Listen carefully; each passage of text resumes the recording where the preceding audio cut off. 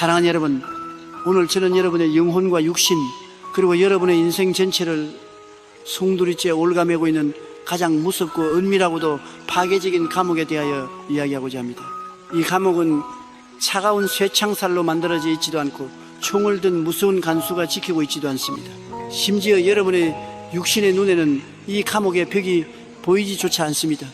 하지만 이 보이지 않는 감옥은 세상의 그 어떤 악명 높은 감옥보다도 더 지독하게 여러분의 무한한 잠재력을 억누르고 있으며 전능하신 하나님께서 여러분을 위해 예비하신 찬란하고도 거대한 기적의 날개를 무참히 꺾어버리고 있습니다. 그 감옥의 이름은 바로 우리의 머릿속에 견고하게 자리 잡은 생각의 틀, The Mold of Thought, 즉 부정적인 자아상과 한계의 사슬입니다. 수십 년 동안 목회를 하면서 수백만 명의 성도들을 만나 상담하고 기도해주며 제가 가장 가슴 아프게 뼈저리게 느낀 것이 하나 있습니다.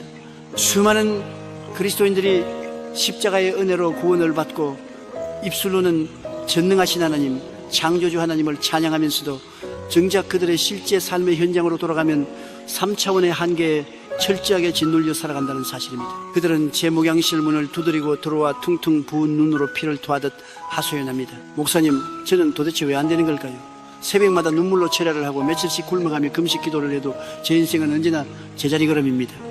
남들은 기적을 척척 체험하는데 왜 제 삶에는 하늘문이 닫힌 것처럼 캄캄하기만 할까요? 아무리 발버둥 쳐도 이 지독한 빚더미를 벗어날 수 없고 이 끔찍한 가난의 대물림을 끊어낼 수 없으며 제 몸을 갉아먹는 이 병마를 이길 수 없습니다. 목사님, 제 팔자는 원래 평생 이렇게 밑바닥에서 고개 숙이고 살아야 할 운명인가 봅니다. 아무리 전능하신 하나님이라도 제 이 비참하고 철저하게 망가진 현실 앞에서는 어쩔 수 없으신가 봅니다. 여러분, 이 얼마나 무섭고 통탄할 만하며 하나님을 향한 끔찍한 신성모독적인 고백입니까? 온 우주의 은하수를 말씀 한마디로 창조하시고 시퍼른 홍해 바다를 가르쳤으며 썩어 냄새나는 나사로의 시체를 무덤에서 걸어나오게 하신 그 무한하시고 전능하신 여호와 하나님께서 고작 여러분의 그 알량한 은행 마이너스 통장 잔고와 세상의 스펙 앞에서는 어쩔 수 없는 무능한 분으로 전락해버린 것입니다. 도대체 하나님의 능력이 부족한 것입니까? 아니면 그 능력을 담아내는 우리의 영혼이 병들어 있는 것입니까?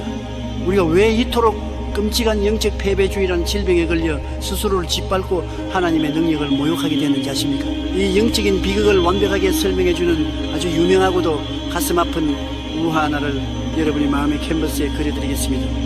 어느 서커스단에 가면 아주 거대한 아프리카 코끼리를 볼 수 있습니다. 그 코끼리는 몸무게가 수톤에 달하고 다리 굵기는 아름드리 나무 기둥만 하며 코로 단숨에 집채만 한 바위도 굴려버릴 수 있는 어마어마한 괴력을 가지고 있습니다. 화가 나면 사자나 호랑이도 밟아 죽일 수 있는 동물의 왕입니다. 그런데 아주 놀랍고도 기괴한 광경이 펼쳐집니다. 그 무시무시한 괴력을 가진 거대한 코끼리가 서커스 천막 항구석에 있는 아주 낡고 썩은 작은 나무 말뚝에 새끼손가락 굵기만한 얇은 밧줄로 묶여있는 것입니다. 상식적으로 생각해 보십시오. 그 거대한 코끼리가 마음만 먹고 발을 한번 툭 차기만 해도, 아니 코로 한번 튕기기만 해도 그 썩은 나무 말뚝은 산산조각이 나고 얇은 밧줄은 실밥처럼 끊어질 텐데 그 코끼리는 절대 그 말뚝 주변을 벗어나 도망치려 하지 않습니다. 그저 그 밧줄이 허용하는 반경 1m 안에서만 뱅글뱅글 맴돌며 무기력하게 서 있을 뿐입니다.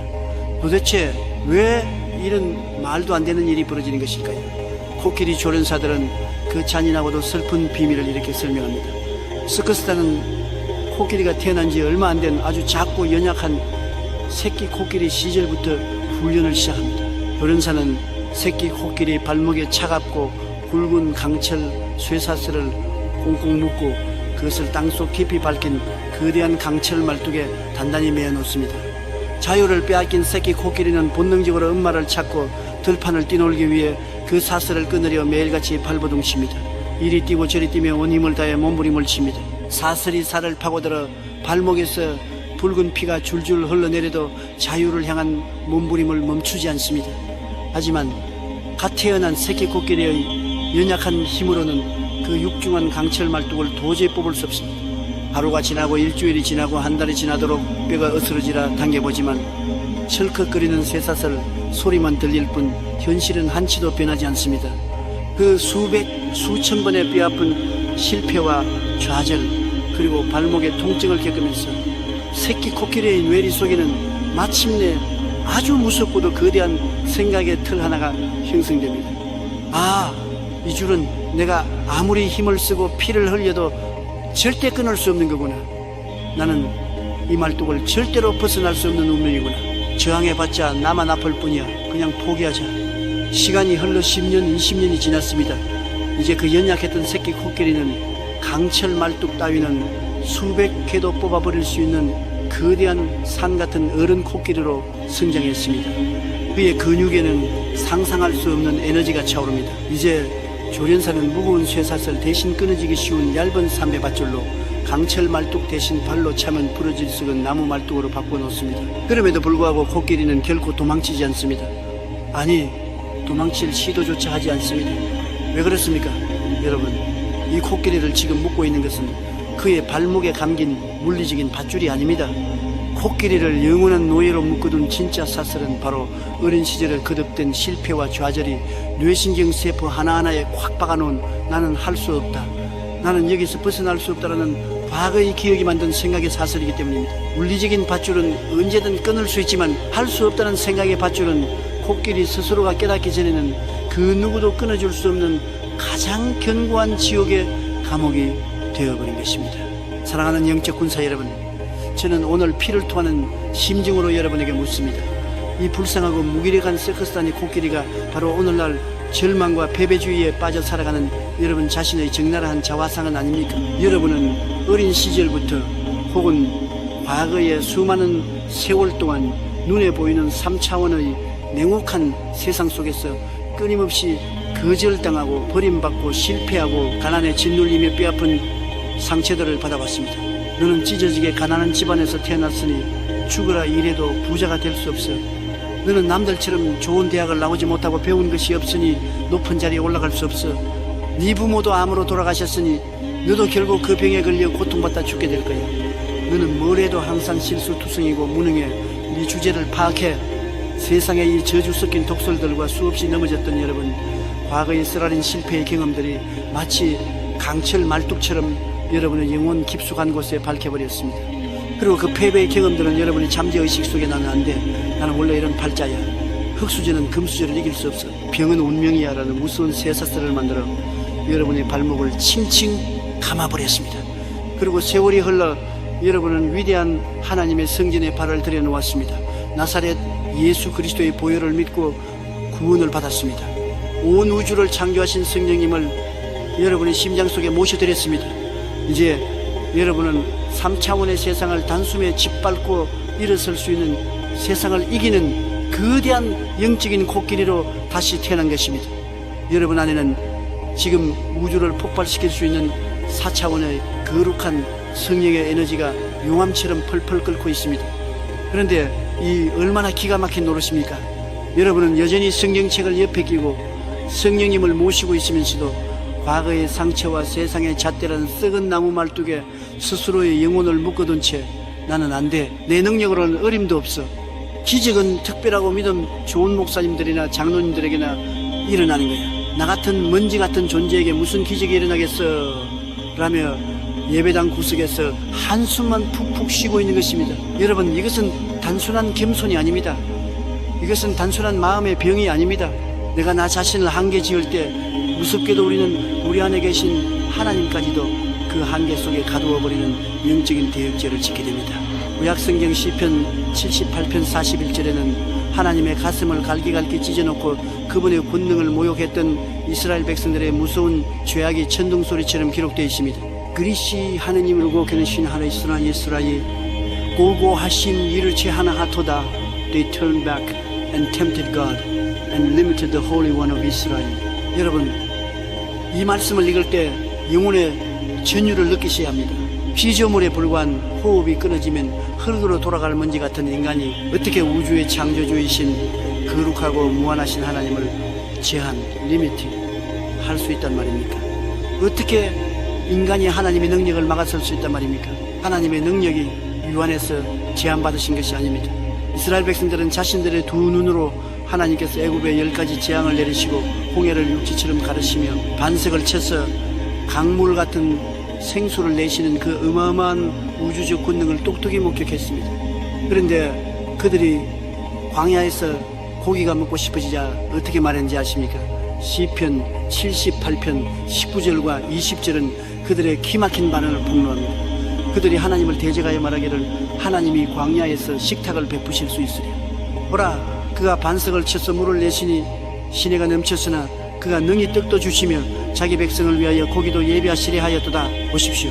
그들은 하나님의 능력을 자신들의 얄팍하고 이성적인 생각의 틀 속에 구겨 넣어버렸습니다. 물을 내신 것은 인정하지만 고기를 구하기 힘든 이 메마른 광야에서 어떻게 고기까지 주실 수 있겠어? 아무리 하나님이라도 그건 불가능할 거야 라며 창조주 하나님의 능력을 자신들의 상식과 경험이 잣대로 난도질해버린 것입니다. 그들이 하나님을 자신들의 조그만 생각의 상자 속에 가두어 버렸을 때 무한하신 하나님은 더 이상 그들을 위해 일하실 수 없었습니다. 하나님은 철저하게 인격적인 분이시기에 우리가 믿음으로 허용하는 딱 그 공간 안에서만 역사하시기 때문입니다. 하나님은 태평양 바다보다 더 광활하고 우주보다 더 크신 분입니다. 그분은 지금 여러분에게 무한한 축복의 나이아가라 폭포수를 쏟아붓고 싶어 안달이나 계십니다. 하지만 여러분이 마음속에 간장 종지 하나를 가져다 놓고 하나님, 저에게는 딱 이 종지에 찰만큼만 은혜를 부어주세요. 저는 비단 지고 밥만 먹고 살면 됩니다. 제 주제에 부자가 되거나 세상을 변화시키는 기적은 무리입니다라고 생각한다면 전능하신 하나님도 여러분의 그 간장 종지만한 생각의 틀을 억지로 깨부수고 태평양의 물을 부어주실 수는 없습니다. 종지의 크기를 결정하는 것은 하나님이 아니라 바로 여러분 자신이기 때문입니다. 하나님은 항상 우리의 생각의 그릇의 크기를 측량하십니다. 우리가 입술을 벌리고 마음의 지경을 넓혀서 주님, 나에게 이 세상을 다스릴 수 있는 우주만 한 그릇을 주옵소서 라고 생각의 틀을 깨버릴 때 하나님은 비로소 내 자녀가 드디어 나를 무한하신 하나님으로 대접하는구나 라며 기뻐 춤추시며 하늘의 보화 창고를 완전히 개방하시는 것입니다. 사랑하는 동역자 여러분, 오늘 이 시간 냉정하고도 철저하게 여러분의 마음속 영적 상태를 해부해 보십시오. 지금 여러분의 영혼은 어떤 썩은 나무말뚝에 매여 있습니까? 마이너스 통장의 잔고가 여러분이 하나님입니까? 배운 것이 없다는 학력의 열등감이 여러분의 한계입니까? 나이가 너무 많아 늙었다는 패배주의가 여러분의 족쇄입니까? 아니면 부모에게 물려받은 유전적인 질병의 내력이 여러분의 운명입니까? 마귀는 지금 이 순간에도 여러분의 귓가에 대고 끊임없이 뱀처럼 속삭입니다. 주제를 파악해라. 송충이는 소리불 먹고 살아야지. 네가 무슨 기적을 바래? 기도는 무슨 놈의 기도야? 현실을 똑바로 봐. 헛된 꿈을 꾸다간 더 비참하게 망할 뿐이야. 그냥 찌그러져 있어. 지금 당장 예수 그리스도의 이름으로 그 마귀의 새빨간 거짓말을 찢어버리십시오. 그 저주의 혀를 성령의 불로 태워버리십시오. 여러분은 송충이가 아닙니다. 여러분은 이 땅에서 구더기처럼 짓밟히다 죽을 존재가 아닙니다. 여러분은 골고다 언덕에서 나사렛 예수 그리스도께서 물과 피를 다 쏟아부어 그분의 생명값으로 지불하고 사들인 온 우주의 거룩한 상속자이며 왕같은 제사장들입니다. 여러분을 묶고 있는 그 말뚝은 강철이 아닙니다. 그것은 그저 한낱 마귀의 기만 소리, 여러분의 뇌신경 속에 쏘아올린 흑우의 환영에 불과합니다. 오늘 이 자리에서 당장 결단하십시오. 여러분의 뇌리를 확 쥐고 있는 그 거짓된 한계의 밧줄을 성령의 금으로 단숨에 끊어버리시기를 예수의 이름으로 축원합니다. 여러분의 가슴을 펴고 영의 눈을 들어 4차원의 하늘을 우러러보며 사자처럼 부여하십시오. 나는 3차원의 환경과 과거의 상처에 지배받는 노예가 아니다. 내 안에는 온 우주를 지으신 무한하신 창조주 하나님이 살아 숨쉬고 계신다. 나는 예수 안에서 한계가 없는 무한한 가능성의 존재다. 그렇다면 이토록 수십 년간 뼈저리게 굳어져 버린 패배주의와 메뚜기 같은 열등감을 어떻게 우리 영혼의 밑바닥 뿌리부터 송두리째 뽑아내어 소각할 수 있을까요? 도대체 어떻게 해야 우리의 영적 수용력, 스피리추얼 캐패시티를 무한대로 확장시켜 하나님이 예비하신 그 거대한 기적의 폭포수를 남김없이 담아낼 수 있을까요? 이어지는 제장에서는 우리의 생각을 가두는 가장 무서운 영적 질병인 메뚜기 콤플렉스의 실체를 해부하고 그 병을 완전히 박살낸 뒤 거인들을 밥으로 삼아 씹어먹었던 여호수아와 갈렙의 위대한 영적 도약의 비밀을 파헤쳐 보겠습니다. 여러분의 영혼의 감옥 문이 굉음을 내며 열리고 무한한 4차원의 영광 속으로 빨려 들어갈 준비를 하십시오. 기적은 이미 시작되었습니다. 할렐루야. 사랑하는 여러분, 제1장의 시간을 통해 우리는 무한하신 창조주 하나님을 가두어버리는 세상에서 가장 끔찍하고도 견고한 감옥이 바로 우리 자신의 생각의 틀이라는 것을 뼈저리게 깨달았습니다. 스커스탄의 코끼리처럼 과거의 상처와 현실의 한계라는 조그만 썩은 나무말뚝에 묶여 스스로 비상의 날개를 꺾어버린 채 한숨 쉬며 살아가는 우리의 적나라하고도 비참한 영적 현주소를 직시했습니다. 이제 우리는 이 썩어빠진 말뚝을 우리 영혼의 밑바닥에서부터 완전히 뽑아내고 옹졸했던 우리의 영적 수용력 스피리추얼 카파시티를 무한대로 확장하는 치열한 영적 수술실로 들어가야 합니다. 이를 위해 저는 오늘 성경의 역사 속에서 인간의 생각의 틀이 한 민족 전체의 운명을 어떻게 완벽하게 파멸시켰는지, 그리고 정반대로 그 생각의 틀을 박살낸 두 사람이 어떻게 상상을 초월하는 기적의 역사를 창조했는지를 보여주는 가장 소름 끼치고도 위대한 사건 하나를 여러분의 눈앞에 펼쳐 보이겠습니다. 이 사건은 수천 년 전 중동 사막의 옛날 이야기가 아닙니다. 이것은 바로 오늘 이 시간 여러분의 가정과 직장과 마음속에서 벌어지고 있는 가장 생생한 영적 전쟁의 축소판입니다. 바로 구약성경 민수기 13장과 14장의 핏빛으로 기록된 카데스 바네아의 비극입니다. 이스라엘 백성들의 출애굽 여정을 머릿속으로 상상해 보십시오. 그들은 무려 400년 동안 애굽 이집트에서 짐승만도 못한 노예 생활을 하며 채찍에 맞고 벽돌을 굽던 자들이었습니다. 그러나 하나님께서는 그들의 부르짖음을 들으시고 모세를 통해 10가지의 끔찍한 재앙으로 애굽의 심장부를 박살내셨습니다. 이스라엘 백성들은 자신들을 추격해 오던 세계 최강의 애굽 철병거 부대가 시퍼런 홍해 바다의 경랑 속에 수장되는 것을 두 눈으로 똑똑히 목격했습니다. 그뿐만이 아닙니다.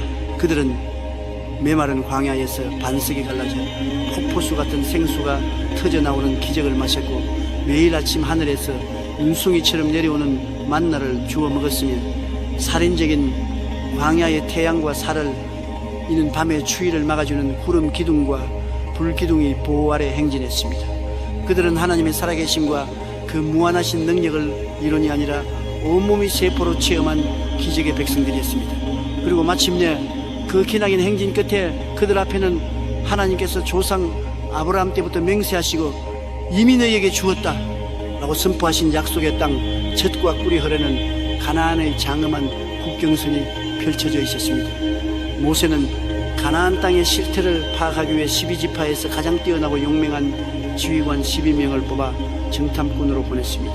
40일 동안 그들은 가나안 땅 구석구석을 샅샅이 뒤졌습니다.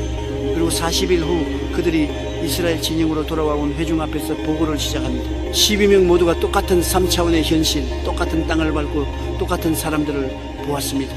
그 땅은 과연 하나님이 말씀하신 대로 젖과 꿀이 흐르는 기름진 땅이었습니다. 그들이 에스골 골짜기에서 베어온 포도송이는 너무나도 크고 무거워서 장정 두 사람이 긴 막대기에 꿰어 어깨에 메고 와야 할 정도였습니다. 하지만 그 축복의 땅에는 치명적인 위협이 도사리고 있었습니다. 그곳에는 하늘을 찌를 듯한 견고한 성벽이 있었고 무엇보다 그 성 안에는 골리앗의 조상격인 무시무시한 그인족 아낙 자손 아나킴들이 철병거를 쥐고 그 땅을 지키고 있었습니다. 보호를 듣기 위해 모여든 수백만 명의 이스라엘 백성들은 숨을 죽였습니다. 그런데 이때 12명의 정탐꾼 중 무려 10명의 지휘관들이 이스라엘 온 회중이 가슴에 절망의 비수를 꽂는 아주 끔찍하고도 치명적인 보고를 쏟아내기 시작합니다. 우리가 두루다니며 정탐한 땅은 그 거주민을 삼키는 땅이요, 거기서 본 모든 백성은 신장이 장대한 자들이며 거기서 네피림 후손인 아낙 자손의 거인들을 보았나니 우리는 스스로 보기에도 메뚜기 같으니 그들이 보기에도 그와 같았을 것이니라. 민수기 13, 32, 33. 여러분, 제발 이 구절을 수십 번, 수백 번 뼛속 깊이 새기며 묵상해 보십시오. 이 얼마나 통탄할 노릇이며 피가 거꾸로 솟는 기막힌 고백입니까? 그들은 가나안 땅의 거대한 성벽과 거인들을 보고 두려움에 완전히 압도된 나머지 창조주 하나님의 위대한 군대인 자신들을 향해 한낱 곤충인 메뚜기라고 불러버렸습니다. 하나님이 애굽의 바로 왕을 굴복시키고 홍해를 갈라서 구원해낸 그 존귀한 하나님의 자녀들이 스스로를 발로 밟으면 툭 터져 죽어버리는 더러운 벌레로 전락시켜버린 것입니다. 저는 목회와 심리학을 접목하여 이것을 영적인 용어로 메뚜기 콤플렉스, 그라스하퍼 콤플렉스라고 명명합니다. 이 메뚜기 콤플렉스에 걸린 사람의 가장 무섭고도 비극적인 특징이 무엇인지 아십니까? 적들이 나를 공격하고 얕보기 전에 내가 먼저 내 생각의 틀 속에서 스스로를 얕보고 짓밟아 버린다는 사실입니다. 성경의 기록을 아주 정확히 보십시오. 가나안의 거인들이 이스라엘 백성들을 향해 야, 이벌레 같은 놈들아, 너희들은 메뚜기다 라고 손가락질하며 조롱한 적이 단 한 번도 없습니다. 그들은 싸워보지도 않았습니다. 거인들은 이스라엘의 존재조차 제대로 몰랐을 수 있습니다. 그런데 신명의 정탐꾼들은 3차원의 거대한 장벽 앞에서 질의 겁을 먹고 우리가 스스로 보기에도 우리는 메뚜기다. 그러니 저 거인들이 보기에도 우리는 분명 메뚜기일 것이다 라며 스스로 자신의 정체성에 사형선고를 내려버린 것입니다. 스스로를 곤충으로 여기는 자는 결국 곤충처럼 남의 발밑에 짓밟혀 죽게 됩니다. 이것은 영계의 절대 법칙입니다. 이 신명의 정탐꾼들의 입에서 흘러나온 그 썩어빠진 생각의 틀, 이 지독한 부정적인 전염병은 흑사병보다도 훨씬 더 빠른 속도로 이스라엘 온 진영을 덮쳐버렸습니다. 그날 밤 수백만 명의 백성들은 땅을 치고 옷을 찢으며 밤새도록 통곡했습니다. 그들은 모세와 아론을 향해 돌을 던지려 하며 하나님을 향해 삿대질을 해댔습니다. 우리가 애굽 땅에서 죽었거나 이 광야에서 죽었으면 좋았을 것을 어찌하여 여호와가 우리를 그 땅으로 인도하여 칼에 쓰러지게 하려 하는가? 우리 처자가 사로잡히리니 차라리 애굽으로 돌아가는 것이 낫지 아니하랴. 민수기 14:23. 이들은 가나안 땅의 거인들의 칼에 찔려 죽은 것이 아닙니다. 그들은 자신들의 입술에서 쏟아낸 부정적인 생각의 칼에 스스로 찔려 자살하고만 것입니다. 하나님은 적과 꿀을 산더미처럼 예비해 놓으셨지만 이스라엘 백성들의 생각의 그릇은 너무나도 옹졸하고 썩어 문드러져서 그 거대한 축복을 도저히 담아낼 수가 없었습니다. 그 결과가 어떻게 됐습니까? 하나님은 분노하셨고 그들의 끔찍한 입술의 고백대로 역사하셨습니다. 너희 말이 내 귀에 들린 대로 내가 너희에게 행하리라. 결국 불평하고 원망했던 이스라엘의 1세대 20세 이상의 성인 남녀 수십만 명은 약속의 땅 가나안에 단 한 발자국도 들여놓지 못한 채 40년 동안 뜨거운 모래바람에 부는 광야를 미친 듯이 방황하다가 전원시체로 나뒹굴게 되었습니다. 축복이 없어서 망한 것이 아니라 생각의 틀이 깨지지 않아서 망한 것입니다. 하지만 사랑하는 여러분, 그 칠흑 같은 절망의 밤 3차원의 거대한 두려움이 온 백성의 영혼을 시궁창으로 끌고 들어가고 있을 때 이 저주받은 메뚜기 콤플렉스를 갈기갈기 찢어발기며 사자처럼 우렁차게 포효하며 뛰쳐나온 두 명의 위대한 영적 거인이 있었습니다. 바로 눈의 아들 조슈아와 여분네의 아들 갈렙, 케일렙입니다.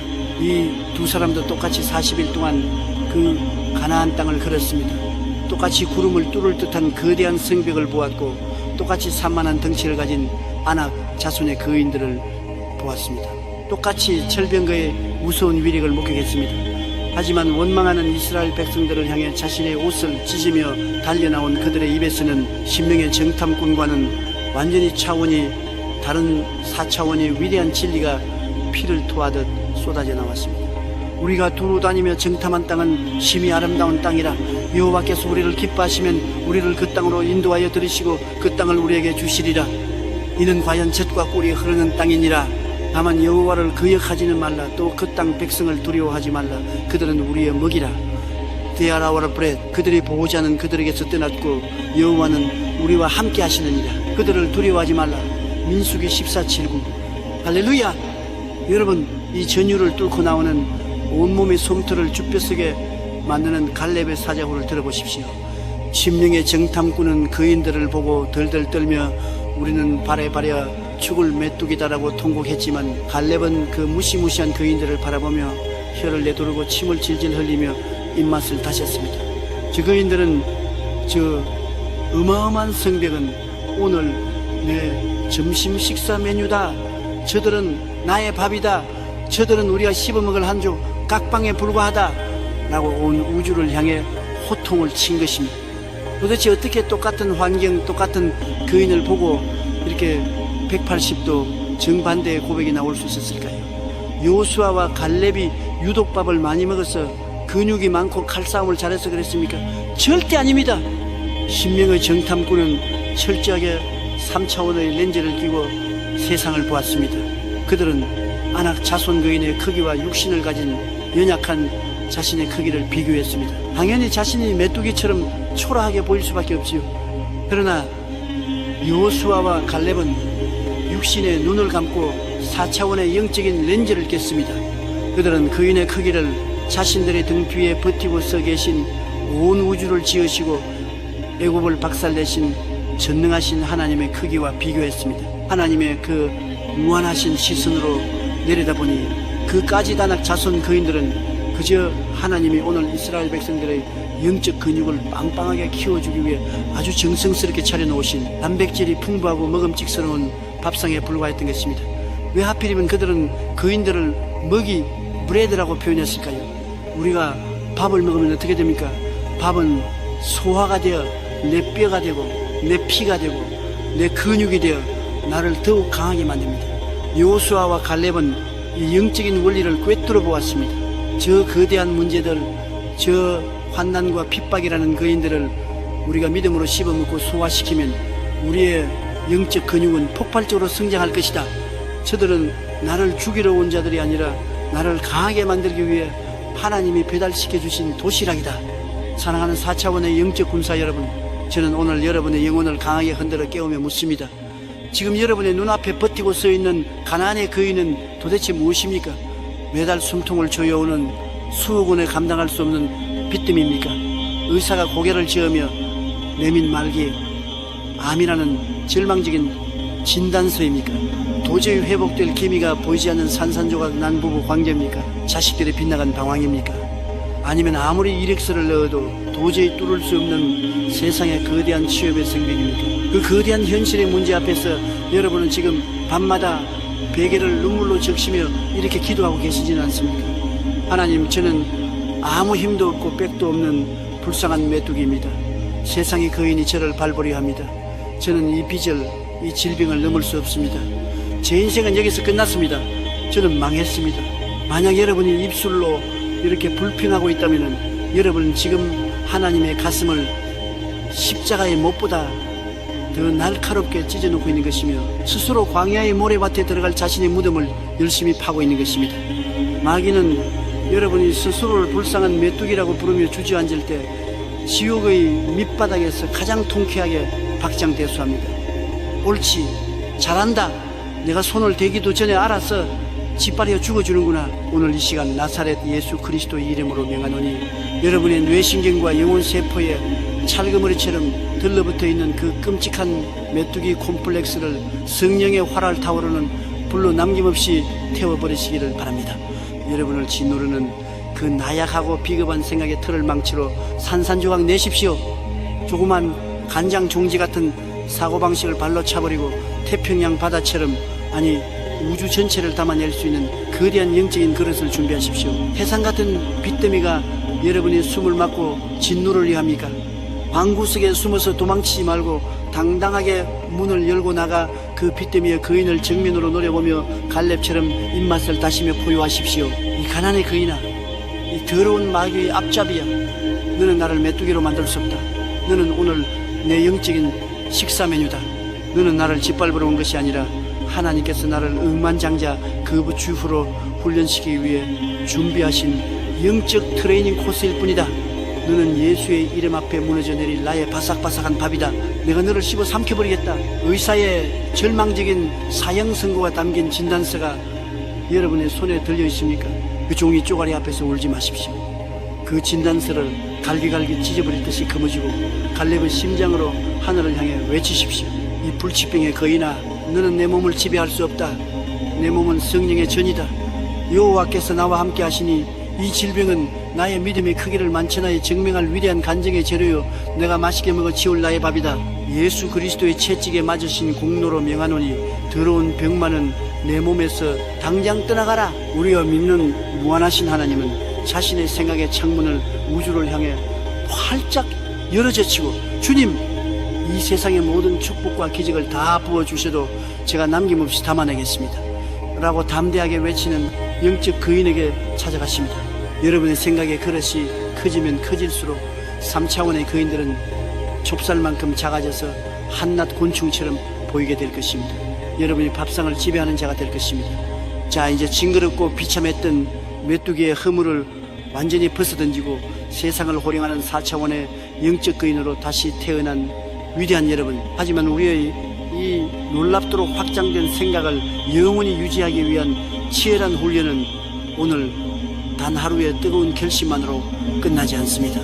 마귀는 내일 아침 여러분이 눈을 뜨자마자 또다시 여러분의 생각의 틈바구니로 비집고 들어와 패배와 절망의 가라지를 뿌리려 발악할 것이기 때문입니다. 그렇다면 매일매일 우리를 덮쳐오는 이 세상의 부정적인 오물들을 어떻게 4차원의 에너지로 씻어내고 우리의 영혼을 기적의 주파수에 24시간 내내 완벽하게 동기화시킬 수 있을까요? 이어지는 제3장에서는 우리의 운명을 결정짓는 뇌 속 깊은 곳의 저장소, 잠재의식, subconscious mind를 예수의 보혈과 말씀으로 완전히 해킹하여 기적의 자동 항법 장치로 재프로그래밍, 리프로그래밍하는 소름 돋는 영적 과학의 비밀을 낱낱이 파헤쳐 보겠습니다. 여러분의 두뇌가 폭발적인 하나님의 기적 생산 공장으로 변한 놀라운 체험을 기대하십시오. 십자가의 깃발을 높이 들고 승리의 함성과 함께 거침없이 전진하십시오. 할렐루야. 사랑하는 위대한 4차원의 영적 군사 여러분, 우리는 지난 2장에 치열했던 영적 전쟁을 통해 신명의 정탐꾼을 파멸의 늪으로 몰아넣은 그 징그러운 메뚜기 콤플렉스를 십자가 앞에 내동댕이 치고 박살 내버렸습니다. 그리고 거대한 아낙 자손들을 향해 저들은 나의 밥이다 라고 선포했던 여호수아와 갈렙의 그 위대한 사자오를 우리의 심장 속에 깊이 이식했습니다. 나는 할 수 있다. 나는 메뚜기가 아니다. 내 안에는 온 우주를 창조하신 무한하신 하나님이 살아 숨쉬고 계신다. 여러분의 영혼은 지금 이 뜨거운 확신과 기쁨으로 용암처럼 펄펄 끓어오르고 있을 것입니다. 하지만 여러분, 우리가 부흥회나 예배의 자리에서 이 뜨거운 확신을 안고 세상이라는 현실로 돌아가 문을 여는 바로 그 순간부터 우리는 아주 기이하고도 무서운 모골이 송연해지는 영적 저항에 직면하게 됩니다. 여러분의 이성적인 머리와 입술로는 분명히 나는 승리자다, 나는 부유하다, 내 병은 나았다 라고 힘차게 외치고 있는데 마음 가장 깊은 곳, 보이지 않는 영혼의 밑바닥에서부터 스물스물 검은 안개처럼 피어오르는 지독한 불안감과 싸늘한 의심의 목소리를 들어본 적이 있으십니까? 네가 정말 승리자라고, 웃기지 마, 거울을 봐라, 네 꼴이 어떤지, 너는 작년에도 똑같이 다짐했지만 결국 실패했잖아. 너는 어릴 때부터 부모님께 바보 같다고, 넌 커서 아무것도 안 될 거라고 구박만 받고 자랐잖아. 네가 무슨 수로 수십억의 빚을 갚아? 네가 무슨 수로 의사도 포기한 그 끔찍한 불치병을 고친단 말이야. 꿈 깨라, 이 위선자야. 머리의식의 고백과 가슴 잠재의식의 상태가 완전히 따로 노는 끔찍하고도 소름 끼치는 괴리감. 주일날 교회에서는 할렐루야를 외치며 날아갈 것 같다가도 월요일 아침 직장에 출근하거나 밀린 카드 명세서를 보는 순간 심장이 철렁 내려앉으며 다시 깊은 우물의 늪으로 빠져버리는 이 지독한 영적 조울증. 도대체 왜 이런 끔찍한 일들이 우리 삶에서 무한 반복되는 것일까요? 그것은 바로 여러분의 이성 컨셔스 마인드는 하나님의 말씀을 받아들여 기뻐 뛰고 있지만 여러분의 잠재의식 서브컨셔스 마인드라는 거대하고도 깊은 영혼의 지하 창고에는 여전히 과거의 상처, 실패의 찌꺼기, 패배주의의 맹독성 가스들이 산더미처럼 쌓여 악취를 풍기며 썩어가고 있기 때문입니다. 현대 심리학자들과 뇌과학자들의 연구에 따르면 인간의 마음은 거대한 빙산과도 같다고 합니다. 우리가 평소에 인지하고 생각하고 결단하는 의식의 수는 바다 위로 살짝 드러난 빙산의 일각인 10%에 불과합니다. 반면 바다 수면 아래에 거대하고 시커멓게 숨겨져 있는 나머지 90%의 어마어마한 얼음덩어리가 바로 잠재의식입니다. 이 잠재의식은 참으로 무섭고도 경이로운 저장소입니다. 여러분이 어머니의 뱃속에 잉태되었을 때부터 지금까지 수십 년의 세월 동안 겪었던 모든 사건들, 특히 가장 아팠던 상처, 처절했던 실패, 누군가에게 무참히 거절당했던 뼈아픈 기억, 부모나 권위자로부터 들었던 날카로운 저주의 말들이 비디오 테이프처럼 단 하나도 삭제되지 않고 고스란히 녹화되어 있는 거대한 영혼의 블랙박스입니다. 여러분이 아무리 의식 10%로 나는 성공한다, 나는 기적의 주인공이다라고 긍정적인 씨앗을 뿌리려 애를 써도 그 씨앗이 심겨야 할 거대한 받친 잠재의식 90%에 온통 가시덤불과 불신앙의 독극물로 오염되어 있다면 어떻게 되겠습니까? 긍정의 씨앗은 뿌리를 내리기도 전에 잠재의식 밑바닥에서 올라오는 과거의 상처와 두려움이라는 맹독에 감염되어 하루아침에 말라 죽어버리고 맙니다. 우리의 인생을 실제로 끌고 가는 운전되는 10%의 얄팍한 의식이 아니라 90%의 거대한 잠재의식이 쥐고 있기 때문입니다. 이 무서운 영적 구조를 꿰뚫어 보신 사도 바울은 로마서 12장 2절에서 우리가 기적을 체험하기 위해 반드시 거쳐야 할 아주 중대하고도 치명적인 영적 수술 하나를 명령합니다. 너희는 이 세대를 본받지 말고 오직 마음을 새롭게 함으로 변화를 받아. Be transformed by the renewing of your mind. 하나님의 선하시고 기뻐하시고 온전하신 뜻이 무엇인지 분별하도록 하라. 여러분, 여기서 마음을 새롭게 함으로 변화를 받아라라는 말씀이 무슨 뜻인지 아십니까?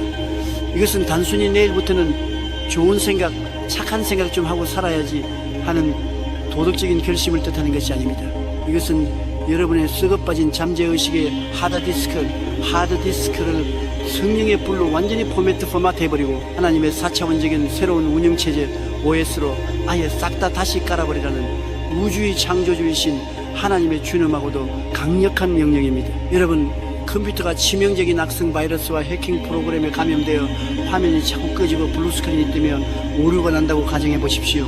여러분이 그 컴퓨터의 겉모습인 모니터를 반짝반짝하게 닫고 키보드를 수백만 원짜리 최고급으로 바꾼다고 해서 그 컴퓨터가 고쳐집니까? 절대 아닙니다. 오히려 바이러스는 더 활개를 칠 것입니다.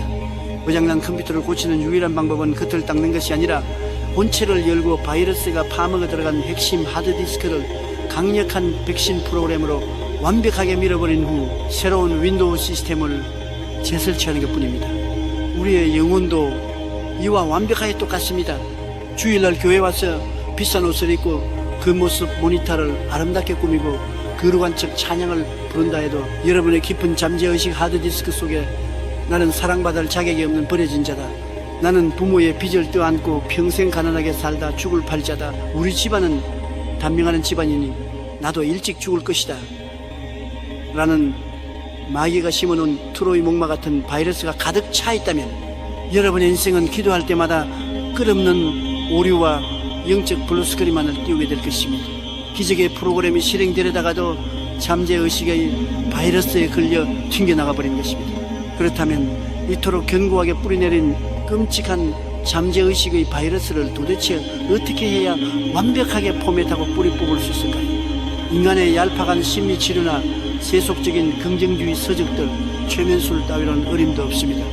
오직 4차원의 영적 세계 보좌로부터 내려온 우주에서 가장 강력하고 폭발적인 두 가지의 초강력 영적 백신만이 여러분의 잠재의식을 씻어내고 재창조할 수 있습니다. 첫 번째 백신은 바로 예수 그리스도의 피, 갈보리 십자가의 붉은 보혈입니다. 사랑하는 여러분, 지금 계신 그 자리에서 조용히 두 눈을 감아보십시오. 그리고 여러분의 인생에서 가장 수치스러웠던 실패의 순간들, 부모나 타인으로부터 무참히 짓밟히고 거절당해 피눈물을 흘리며 버림받았던 그 뼈아픈 상처의 기억들을 대면해 보십시오. 너무 아파서 스스로도 꺼내기 싫어 마음속 깊은 지하실에 꽁꽁 숨겨두었던 그 흉측한 기억의 찌꺼기들을 영의 눈으로 바라보십시오. 그 기억들이 바로 마귀가 여러분을 잠재의식 속에 박아놓은 한계의 말뚝이며 기적을 차단하는 독극물입니다. 이제 믿음의 눈을 들어 2000년 전 골고다 언덕 위에서 양손과 양발에 대못이 밝히고 머리에 가시관을 쓰신 채 물과 피를 남김없이 쏟아붓고 계신 예수 그리스도의 십자가를 우러러 보십시오. 그 십자가에서 뚝뚝 떨어지는 뜨거운 예수님의 보혈이 지금 이 순간 시공간을 초월하여 여러분의 머리끝부터 발끝까지, 그리고 여러분의 영혼의 지하 창고인 잠재의식 깊은 곳까지 폭포수처럼 쏟아져 내리는 것을 생생하게 상상하십시오. 그리고 입술을 열어 나사렛 예수의 권세로 벼락치듯 선포하십시오. 나사렛 예수 그리스도의 이름으로 명하노니 내 어린 시절에 받은 상처와 학대의 기억들, 지독한 가난과 실패가 남긴 열등감의 찌꺼기들, 나를 옥죄는 모든 두려움의 파일들은 지금 이 시간 예수 그리스도의 붉은 피로 완벽하게 덮일지어다. 그 더럽고 악한 기억의 바이러스들은 내 잠재의식의 하드디스크에서 영원히 삭제되었다. 나는 예수의 피로 모든 과거에서 해방된 완전히 새로운 피조물이다. 할렐루야! 여러분이 십자가 보혈의 능력을 절대적으로 의지하여 이렇게 선포할 때 4차원의 세계에서 내려온 성령의 불길이 여러분의 뇌신경과 뼛속의 세포 하나하나를 관통하며 수십 년 동안 켜켜이 쌓여있던 그 모든 부정적인 찌꺼기들을 하얀 잿더미로 완벽하게 태워버리실 것입니다. 보혈의 백신이 지나간 자리에는 마귀의 찌꺼기가 단 1mm도 남을 수 없습니다. 잠재의식을 포맷하는 두 번째 백신은 바로 하나님의 말씀 로고스 리마로 씹어먹는 것입니다. 보혈로 여러분의 잠재의식을 깨끗하게 청소하고 비워냈다면 이제 그 텅 빈 공간에 4차원의 무한한 가능성을 지닌 하나님의 생명의 말씀을 새로운 운영체제 OS로 가득 채워 넣어야 합니다. 빈집으로 그냥 내버려두면 마귀가 7 귀신을 데리고 다시 쳐들어오기 때문입니다. 그런데 여기서 아주 중요한 비밀이 있습니다. 하나님의 말씀을 그저 주일날 설교하면 듣는 것으로 혹은 눈으로 성경책을 휙휙 읽고 지나가는 것만으로는 절대로 잠재의식의 벽을 뚫고 들어갈 수 없습니다. 거대한 빙산의 수면 아래로 말씀을 밀어넣기 위해서는 특별한 방법이 필요합니다. 잠재의식은 오직 끝없는 반복과 강렬한 감정의 폭발을 통해서만 프로그래밍되는 아주 독특한 성질을 가지고 있기 때문입니다. 구약성경 시편 1편 2절은 4차원의 기적을 창조하는 복 있는 사람을 가리켜 이렇게 말씀합니다. 오직 여호와의 율법을 즐거워하여 그의 율법을 주야로 묵상하는도다. 여러분, 여기서 묵상 메디테이트 한다는 단어를 주목하십시오.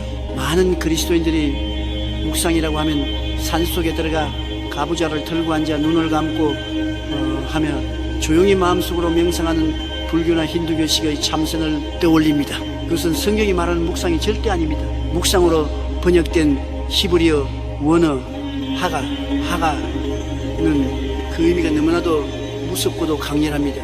이 하가라는 단어는 굶주린 사자나 맹수가 피비린내 나는 사냥감을 발톱으로 움켜쥐고 그 뼈를 어드득 씹어먹으며 으르렁 거리는 소리, 또는 소가 예물을 먹고 위장 속으로 집어넣었다가 다시 개어내어 하루 종일 되새김질하며 씹는 소리를 의미합니다. 즉 성경적인 묵상은 눈을 감고 조용히 생각하는 것이 아니라 하나님의 말씀을 여러분의 입술에 올려놓고 끊임없이 짐승이 포효하듯이 으르렁거리며 입 밖으로 소리내어 중얼거리고 선포하는 치열한 영적 전투 행위를 뜻하는 것입니다.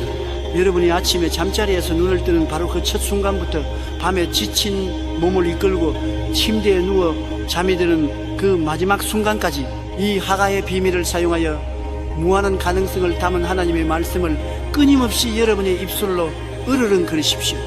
내게 능력 주시는 자 안에서 내가 모든 것을 할 수 있느니라. 빌립보서 4:13. 이 짧은 말씀을 그저 한번 쏙 읽고 책을 덮지 마십시오.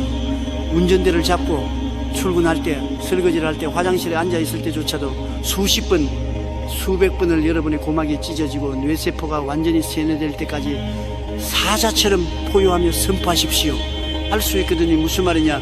믿는 자에게는 능히 하지 못할 일이 없느니라. 마가복음 9:24. 여호와는 나의 목자시니 내게 부족함이 없으리로다. 시편 23일. 그가 채찍에 맞음으로 나는 나음을 받았도다. 이사야 53. 환경이 암울할수록, 현실이 캄캄할수록 더 큰 소리로 하가십시오. 이 생명의 말씀에 폭격이 수일, 수개월 동안 쉬지 않고 여러분의 영혼의 빙산 위로 쏟아져 내릴 때 철옹성 같았던 여러분의 잠재의식은 마침내 두 손을 번쩍 들고 백기를 날리며 항복하게 될 것입니다. 아, 나는 평생 패배자인 줄 알았는데 내 주인이 아침부터 밤까지 온 우주의 창조주 하나님의 말씀으로 나는 할 수 있다, 나는 다 나았다, 나는 부유하다 라고 폭탄을 터뜨리니 나는 승리하는 존재구나, 나는 거인들을 뼈째 씹어먹는 정복자구나.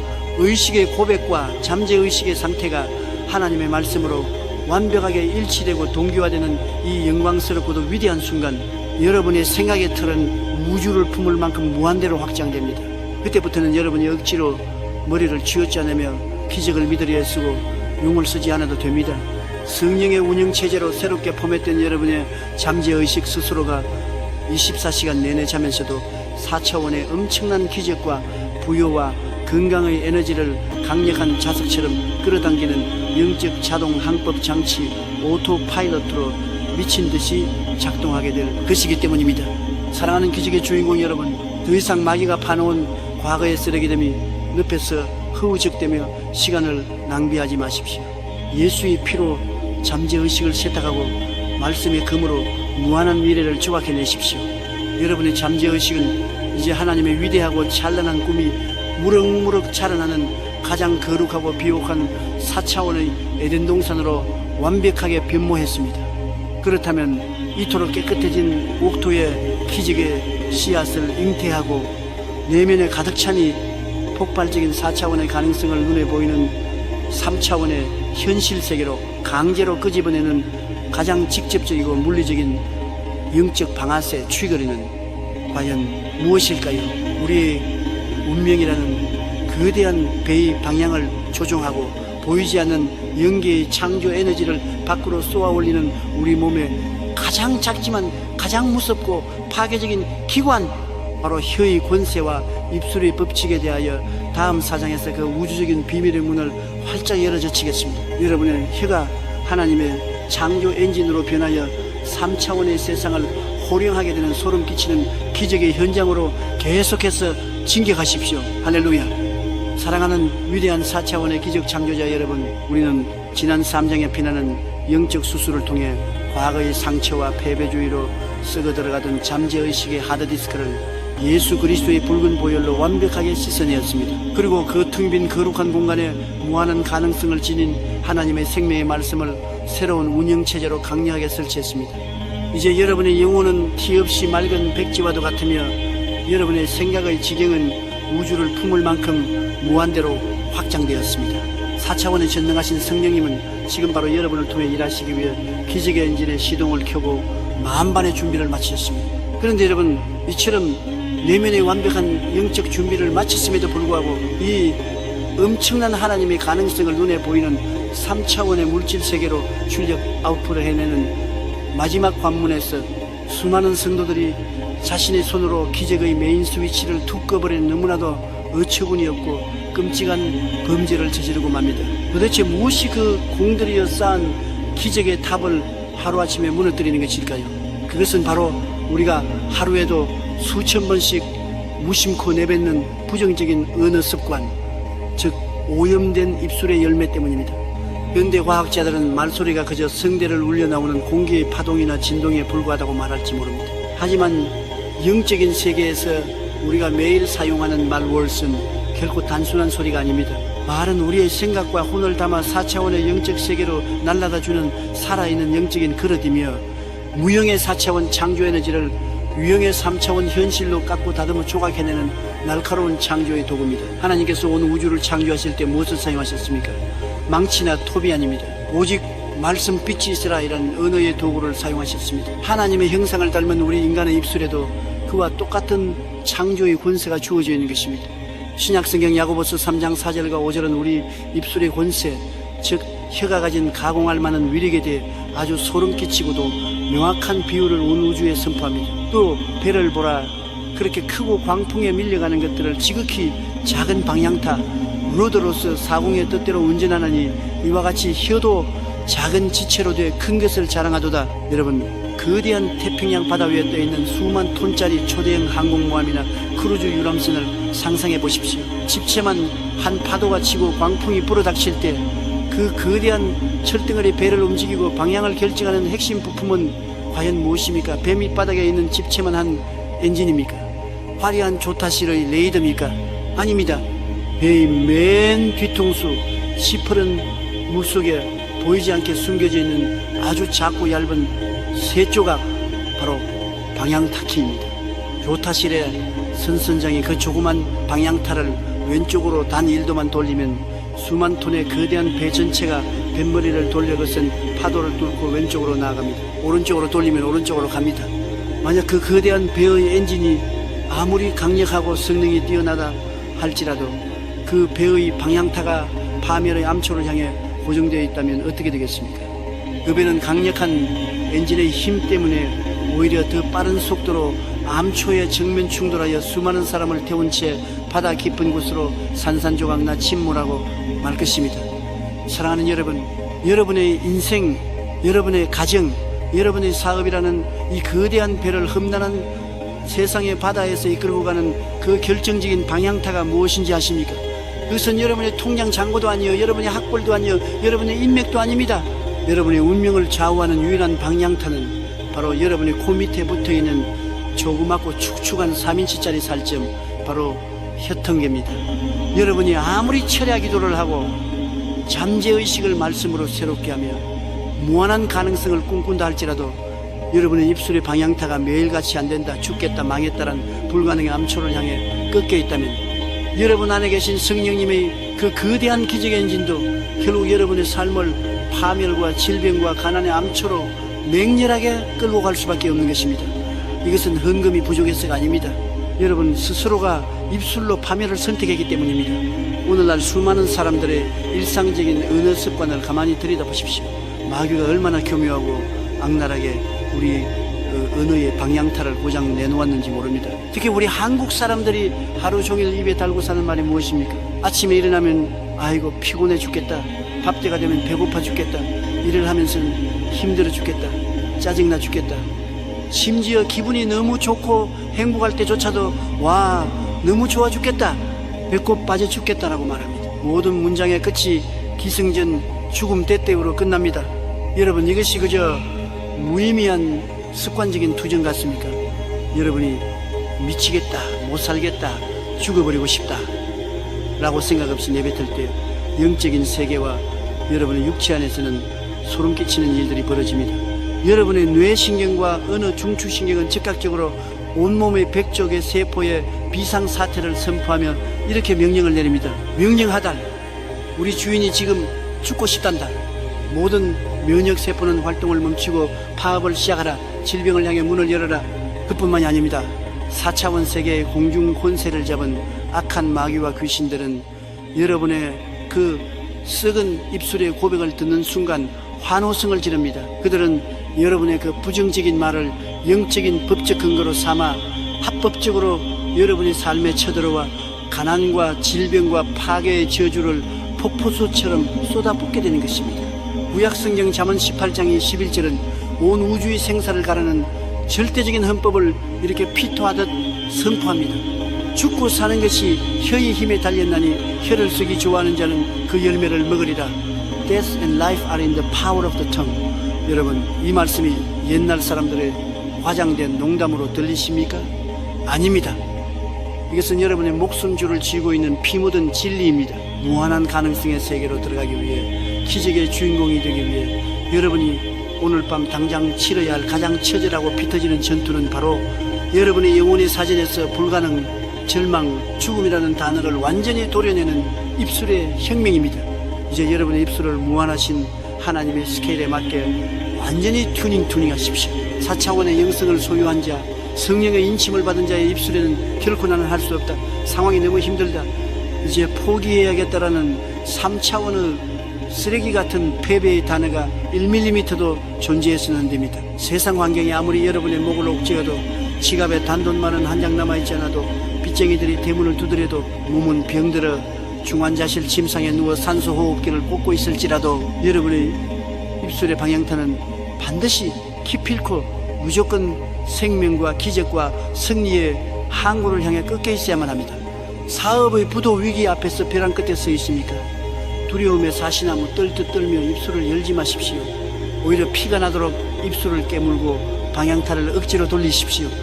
아이고 우리 회사는 이제 끝났다, 망했다라고 통곡하지 말고 텅 빈 사무실 한가운데 서서 이렇게 사자후를 토하십시오. 할렐루야. 인간의 끝은 하나님의 위대한 시작이다. 이 경제적 위기는 하나님께서 내 사업의 지경을 100배 1000배로 넓히시려는 위대한 변장된 축복이다. 나사렛 예수의 이름으로 명하노니 가나안의 귀신은 떠나가고 하늘의 창고는 열릴지어다. 나는 반드시 겁으로 일어선다. 여러분의 뱃속으로 나는 사랑하는 자녀가 엇나가고 가정이 산산조각 날 위기에 처해 있습니까? 남편과 아내를 향해 삿대질하며 저 왼수 때문에 내가 못 살아, 내 인생은 내 때문에 망했어라고 저주의 독화살을 쏘지 마십시오. 그 화살은 결국 여러분의 심장에 꽂힙니다. 무릎을 꿇고 눈물을 삼키며 방향타를 기적을 향해 돌리십시오. 우리 가정은 십자가 예수의 피로 완벽하게 덮였다. 내 남편은 변화되어 하나님의 거룩한 영적 제사장이 될 것이다. 내 엇나간 자녀는 하나님이 마지막 시대에 크게 쓰실 위대한 도구로 훈련받는 중이다. 나는 지금 육신의 눈으로는 보이지 않으나 성령 안에서 우리 가정이 완벽하게 회복되고 축복받은 것을 확실히 믿고 선포한다. 제가 서대문에서 세계 최대의 교회를 처음 개척할 당시의 일입니다. 저는 지독한 폐결핵 말기 환자였고 약 살 돈조차 없는 찢어지게 가난한 천막교회의 비쩍 마른 전도사에 불과했습니다. 기침을 할 때마다 시뻘건 핏덩어리가 쏟아져 나왔습니다. 어느 날 우연히 저를 본 동네 사람들과 신학교 동기들이 저에게 꿈이 뭐냐고 비웃으며 물었습니다. 그때 저는 앙상하게 뼈만 남은 갈비뼈를 움켜쥐고 입가에 흐르는 피를 닦아내며 하늘을 향해 이렇게 미친 듯이 외쳤습니다. 나는 세계에서 제일 큰 교회를 세울 것입니다. 나는 완벽하게 건강해져서 전 세계를 누비며 수천만 명에게 복음을 전하는 하나님의 위대한 종이 될 것입니다. 사람들은 저를 보고 미쳤다고 손가락질했습니다. 죽어가는 폐병쟁이여 허황된 헛소리라고 조롱하며 침을 뱉었습니다. 그러나 여러분, 저는 사람들의 비웃음과 차가운 현실의 고통 앞에서도 결코 제 입술의 방향타를 빼앗기지 않았습니다.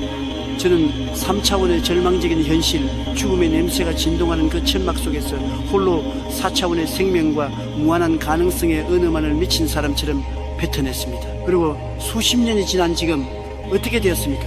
그 핏기 없는 입술로 토해내며 선포했던 그 무한의 은은은 단 한 글자도 땅에 떨어지지 않고 3차원의 현실 속에서 완벽하고도 거대하게 창조되었습니다. 죽어가던 폐병쟁이는 전 세계를 누비는 봉사가 되었고 찢어진 천막은 100만 성도가 모이는 세계 최대의 교회로 역사 속에 우뚝 섰습니다.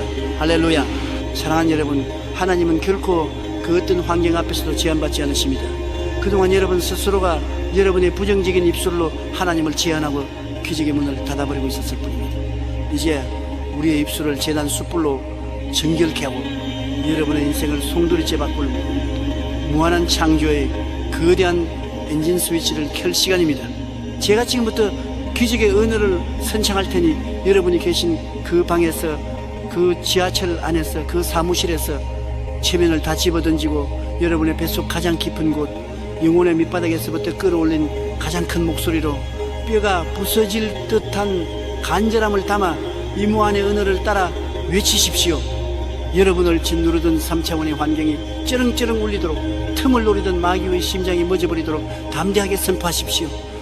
음성톤을 폭발적으로 높여서 사자후를 토하듯이 강력하게, 나는 나사렛 예수 그리스도 안에서 완전히 새로운 피조물이다. 내 사전에는 불가능이란 단어는 없다. 나를 묶고 있는 3차원의 모든 가난과 질병과 한계는 예수의 이름으로 산산조각 났다. 나는 영혼이 잘된 같이 범사에 잘되고 강건한 자다. 나는 축복을 나누어주는 거부치프다. 나는 머리가 되고 결코 꼬리가 되지 않는다. 내게 능력 주시는 자 안에서 나는 모든 것을 능히 할 수 있느니라. 아멘, 아멘, 할렐루야. 위대한 영적 군사 여러분, 여러분이 눈물을 흘리며 방금 토해낸 그 폭발적인 창조의 언어들이 지금 이 순간 4차원의 연계를 거대하게 진동시키고 있습니다. 여러분의 삶에 굳게 닫혀 녹슬어 있던 기적의 무쇠문들을 완전히 박살내고 활짝 열어젖혔음을 확실히 믿고 찬양하시길 바랍니다. 여러분의 혀는 이제 죽음을 부르는 흉기가 아닙니다.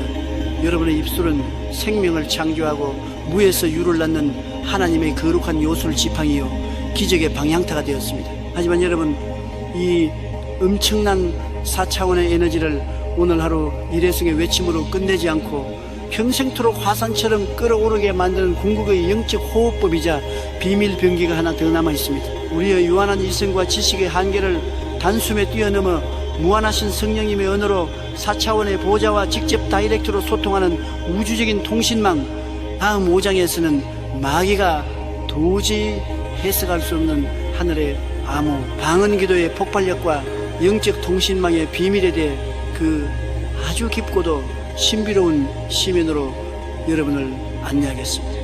이제는 이제 시작에 불과합니다. 영광을 향해 거침없이 전진하십시오. 할렐루야.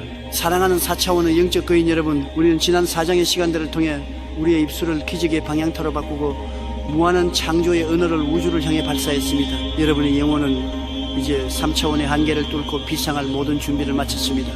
하지만 여러분, 우리가 무한한 가능성의 세계로 나아가려 할 때 마지막으로 마주하게 되는 아주 지독하고 끈질긴 장벽이 하나 남아 있습니다. 그것은 바로 우리의 얄팍한 지식과 이성의 한계입니다. 우리가 아무리 구체적으로 기도하려 해도 우리의 머리 의식은 우리가 아는 지식 안에서만 생각할 수 있습니다. 우리가 겪어보지 못한 축복, 우리가 상상조차 할 수 없는 거대한 하나님의 계획은 우리의 논리적인 언어로는 도저히 다 담아낼 수가 없습니다.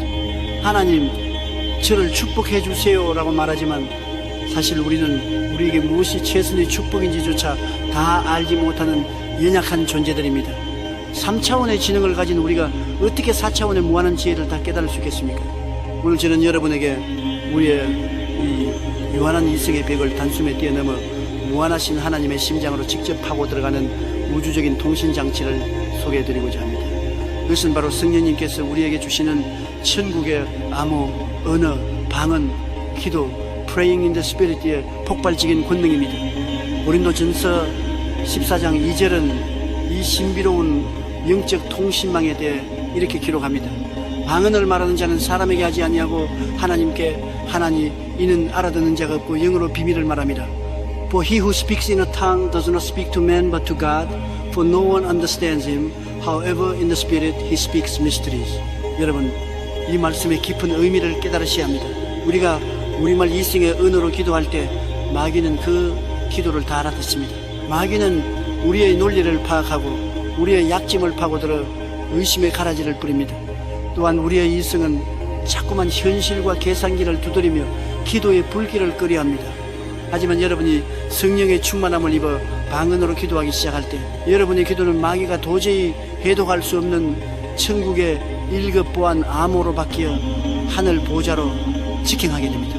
여러분의 이성은 잠들고 여러분 안에 계신 무한하신 성령님께서 직접 하나님의 영광스러운 계획을 여러분의 입술을 빌려 비밀 미스리시로 선포하기 시작하시는 것입니다.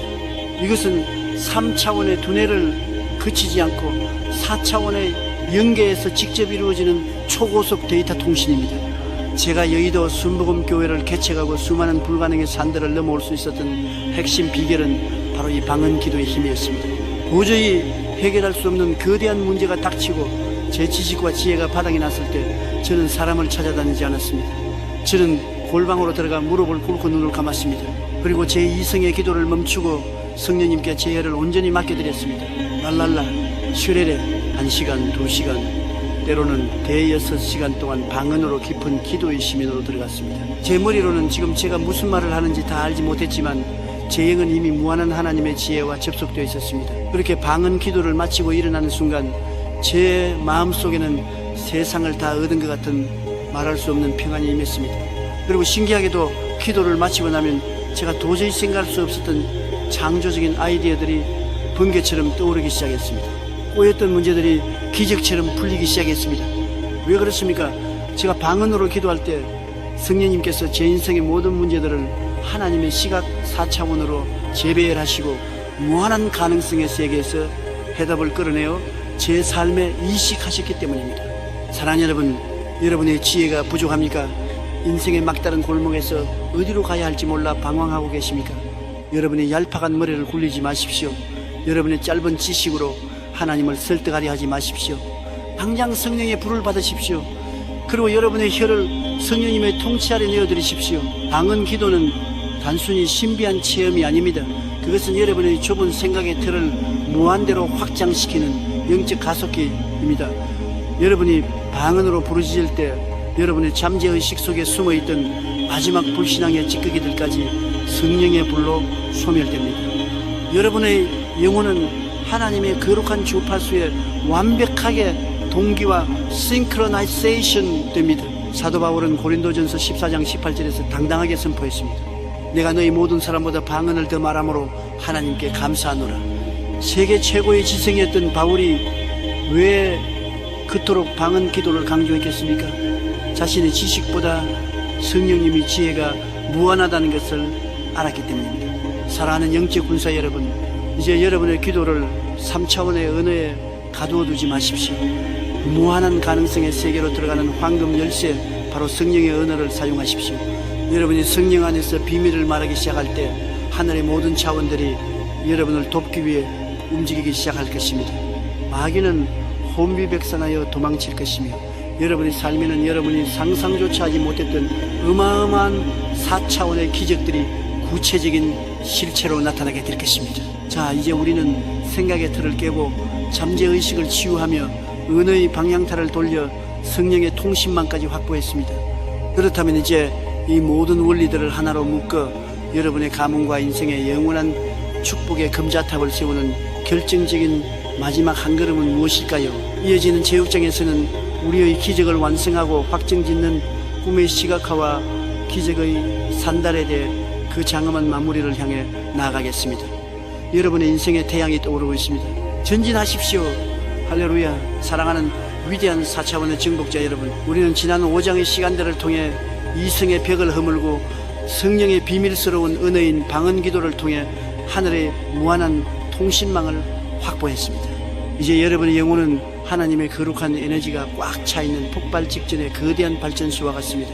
그런데 여기서 여러분은 아주 중요한 영적 질문 하나를 마주하게 됩니다. 목사님, 제 안에는 이제 무한한 확신이 가득합니다. 생각의 틀도 깨졌고 입술로도 선포했습니다. 그런데 왜 제 눈앞에 현실 3차원은 아직도 그대로입니까? 언제쯤 이 내면의 가능성이 눈에 보이는 기적으로 나타나는 것입니까? 사랑하는 여러분, 오늘 저는 여러분의 기적을 완성시키는 마지막 퍼즐 조각이자 4차원의 영성이 3차원의 물질 세계를 뚫고 나오는 거룩한 원리인 잉태와 해산의 법칙, The Law of Incubation에 대해 말씀드리고자 합니다. 하나님의 창조는 결코 우연히 일어나는 법이 없습니다. 창세기 1장 2절을 보면 천지 창조의 그 장엄한 시작점에 대해 이렇게 기록하고 있습니다. 이 퉁사하고 쿵사하다 예툼 이둠 음미에 있고 하나이니 영수면 예인사하 신이라. The Spirit of God was hovering over the face of the waters. 여기서 운행하신이라는 히브리어 원어 라합버는 단순히 움직인다는 뜻이 아닙니다. 이것은 어미새가 알을 품어 부화시키기 위해 자신의 가슴으로 알을 따뜻하게 덮고 생명의 온기를 불어넣는 잉태의 행위를 뜻합니다. 흑암과 혼돈뿐이었던 우주에 하나님의 기적이 나타나기 전 성령님께서는 마치 암탉이 알을 품듯이 온 우주를 가슴에 품고 잉태하고 계셨던 것입니다. 이 잉태의 과정이 끝났을 때 비로소 빛이 있으라 는 말씀 한마디에 우주가 창조되었습니다. 여러분의 인생에 나타날 무한한 가능성 역시 마찬가지입니다. 기적은 단숨에 일어나는 것 같지만 영적인 세계에서는 여러분이 꿈과 환상이라는 알을 성령님께서 품어주시는 잉태의 시간이 반드시 필요합니다. 여러분, 달걀을 생각해 보십시오. 겉으로 보기에는 그저 딱딱한 껍데기일 뿐입니다. 하지만 어미닭이 그 알을 품고 21일 동안 체온을 전달하면 그 안에서 보이지 않는 생명의 신비가 꿈틀거리기 시작합니다. 뼈가 생기고 심장이 뛰고 날개가 만들어집니다. 21일이 되기 전까지 그 모습은 아무런 변화가 없습니다. 하지만 21일이 차는 그 순간 껍데기를 깨고 살아있는 병아리가 세상 밖으로 튀어나옵니다. 많은 성도들이 이 21일의 잉태기간을 견디지 못하고 기적을 유산시키고 맙니다.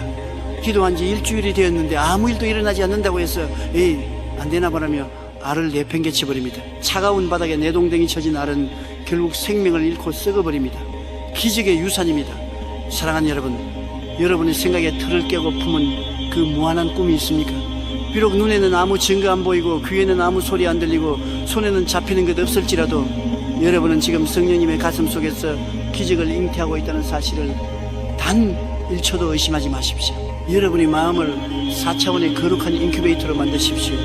눈을 감으면 이미 이루어진 기적의 모습이 사진처럼, 아니 영화처럼 생생하게 상영되어야 합니다. 이미 건강해진 당신이 산을 뛰어오르는 모습, 이미 부유해진 당신이 가난한 자들을 돕는 모습, 이미 회복된 당신의 가정이 웃음꽃을 피우는 그 환상을 끊임없이 마음의 가슴으로 품고 따뜻하게 태우십시오. 성령님은 여러분이 품고 있는 그 그림 위에 덮이십니다. 여러분이 죽음과 절망의 그림을 품으면 성령님은 일하실 수 없지만 여러분이 무한한 가능성과 승리의 그림을 품고 주님 감사합니다, 이미 이루어졌습니다라고 감사의 온기를 불어넣으면 성령님은 그 그림을 재료 삼아 3차원의 현실 세계의 기적의 실체를 만들어내십니다. 이제 여러분의 영혼에 선포하십시오. 나는 지금 기적을 임신 중이다. 내 안에서 하나님의 위대한 가능성이 자라나고 있다. 세상의 환경이 나를 속일지라도 내 안의 생명은 멈추지 않는다. 해산의 때가 이르면 온 천하가 깜짝 놀랄 하나님의 영광이 내 삶을 통해 터져 나올 것이다. 무한한 가능성의 세계로의 초대는 이제 끝났습니다. 이제는 여러분이 그 주인공으로 살아갈 시간입니다. 생각의 틀을 깬 여러분의 앞길에는 이제 홍해가 갈라지고 여리고 성이 무너지는 기적만이 기다리고 있습니다. 여러분은 결코 혼자가 아닙니다. 무한하신 하나님이 여러분과 함께 하십니다. 자, 이제 기적의 해산을 향해 당당하게 걸어나가십시오. 여러분의 믿음대로 될지어다. 여러분의 꿈대로 될지어다. 무한한 가능성의 주인공이 된 여러분을 축복합니다. 할렐루야. 끝까지 승리하십시오. 사랑하는 위대한 4차원의 기적 창조자 여러분, 우리는 지난 6장의 시간을 통해 하나님의 무한한 가능성을 마음속에 잉태하고 기적이 3차원의 현실로 부화할 때까지 절대 포기하지 않고 품어내는 잉태와 해산의 법칙에 대해 깊이 나누었습니다. 여러분의 가슴 속에는 지금 성령님의 따뜻한 온기로 데워지고 있는 거룩한 기적의 알이 숨쉬고 있습니다. 그런데 여러분, 우리가 이 기적의 알을 품고 미래를 향해 힘차게 나아가려 할 때 우리의 발목을 뒤에서 강하게 잡아당기는 아주 끔찍하고도 지독한 영적 세력이 하나 있습니다. 마귀는 우리가 앞을 향해 전진하는 것을 막기 위해 우리 앞길에 장애물을 설치하기도 하지만 그보다 훨씬 더 치명적이고 악랄하게 사용하는 전술이 있습니다. 그것은 바로 우리로 하여금 자꾸만 고개를 돌려 뒤를 돌아보게 만드는 것입니다. 무한한 가능성의 세계 4차원의 영광스러운 미래로 들어가기 위해 우리가 오늘 반드시 기필코 쳐서 부수어야 할 마지막 장애물은 바로 과거라는 이름이 쇠사슬입니다. 사람들은 저마다 무거운 과거의 짐을 등에 짊어지고 살아갑니다. 어떤 사람은 뼈아픈 실패와 파산의 과거를 짊어지고 있습니다. 내가 10년 전 그 사람은 망하지 않았어도, 내가 그 사람에게 사기만 당하지 않았어도라며 매일 과거의 무덤을 파헤치며 눈물을 흘립니다. 어떤 사람은 끔찍한 상처와 학대의 과거에 묶여 있습니다. 우리 부모님이 나를 그렇게 때리지만 않았어도, 내 전 남편이 나를 그렇게 비참하게 버리지만 않았어도라며 과거의 상실감에 갇혀 있습니다. 심지어 어떤 사람은 영광스러웠던 과거의 성공에 갇혀 있기도 합니다. 내가 왕년에는 잘 나갔는데 내가 옛날에는 이런 대우를 받던 사람이 아닌데 라며 현실을 비관합니다. 여러분, 과거가 슬프든 기쁘든 과거의 실패에 묶여있든 과거의 영광에 묶여있든 상관없습니다. 여러분의 시선이 지금 여러분의 등 뒤 과거를 향해 고정되어 있는 한 여러분은 단 한 발자국도 무한한 가능성의 미래로 나아갈 수 없습니다. 과거의 밧줄에 묶인 채 미래를 향해 뛰려고 하는 것은 닻을 내린 채로 배의 엔진을 최고 속도로 돌리는 것과 같은 어리석은 자살 행위입니다. 구약성경 창세기 19장에는 우리의 시선이 과거를 향할 때 얼마나 끔찍한 파멸이 임하는지를 보여주는 소름 끼치는 사건이 기록되어 있습니다. 바로 소돔과 고모라 성의 멸망과 롯의 아내에 관한 이야기입니다. 소돔과 고모라는 죄악이 하늘을 찔러 하나님의 무서운 진노의 심판을 받게 되었습니다. 하나님은 천사들을 보내어 의인인 롯과 그의 가족들을 성 밖으로 구출해 내셨습니다. 하늘에서 유황과 불이 비오듯 쏟아지기 직전 천사들은 롯의 가족에게 아주 엄중하고도 단호한 절대 명령 하나를 내립니다. 도망하여 생명을 보존하라. 돌아보거나 들에 머물지 말고 산으로 도망하여 멸망함을 면하라. 창세기 19, 17. 절대로 무슨 일이 있어도 뒤를 돌아보지 말라는 것이었습니다. 롯과 두 딸은 앞만 보고 미친 듯이 달렸습니다. 그들의 등 뒤에서는 하늘에서 불덩어리들이 쏟아져 내리고 거대한 성벽이 무너지며 수많은 사람들이 불타 죽어가는 끔찍한 비명소리가 천지를 진동했습니다. 그런데 바로 그 순간 롯의 아내의 마음속에 무서운 갈등이 일어났습니다. 그녀의 육신은 천사들의 손에 이끌려 소돔성을 빠져나왔지만 그녀의 마음과 생각은 여전히 그 불타는 소돔성 안에 남아있었던 것입니다.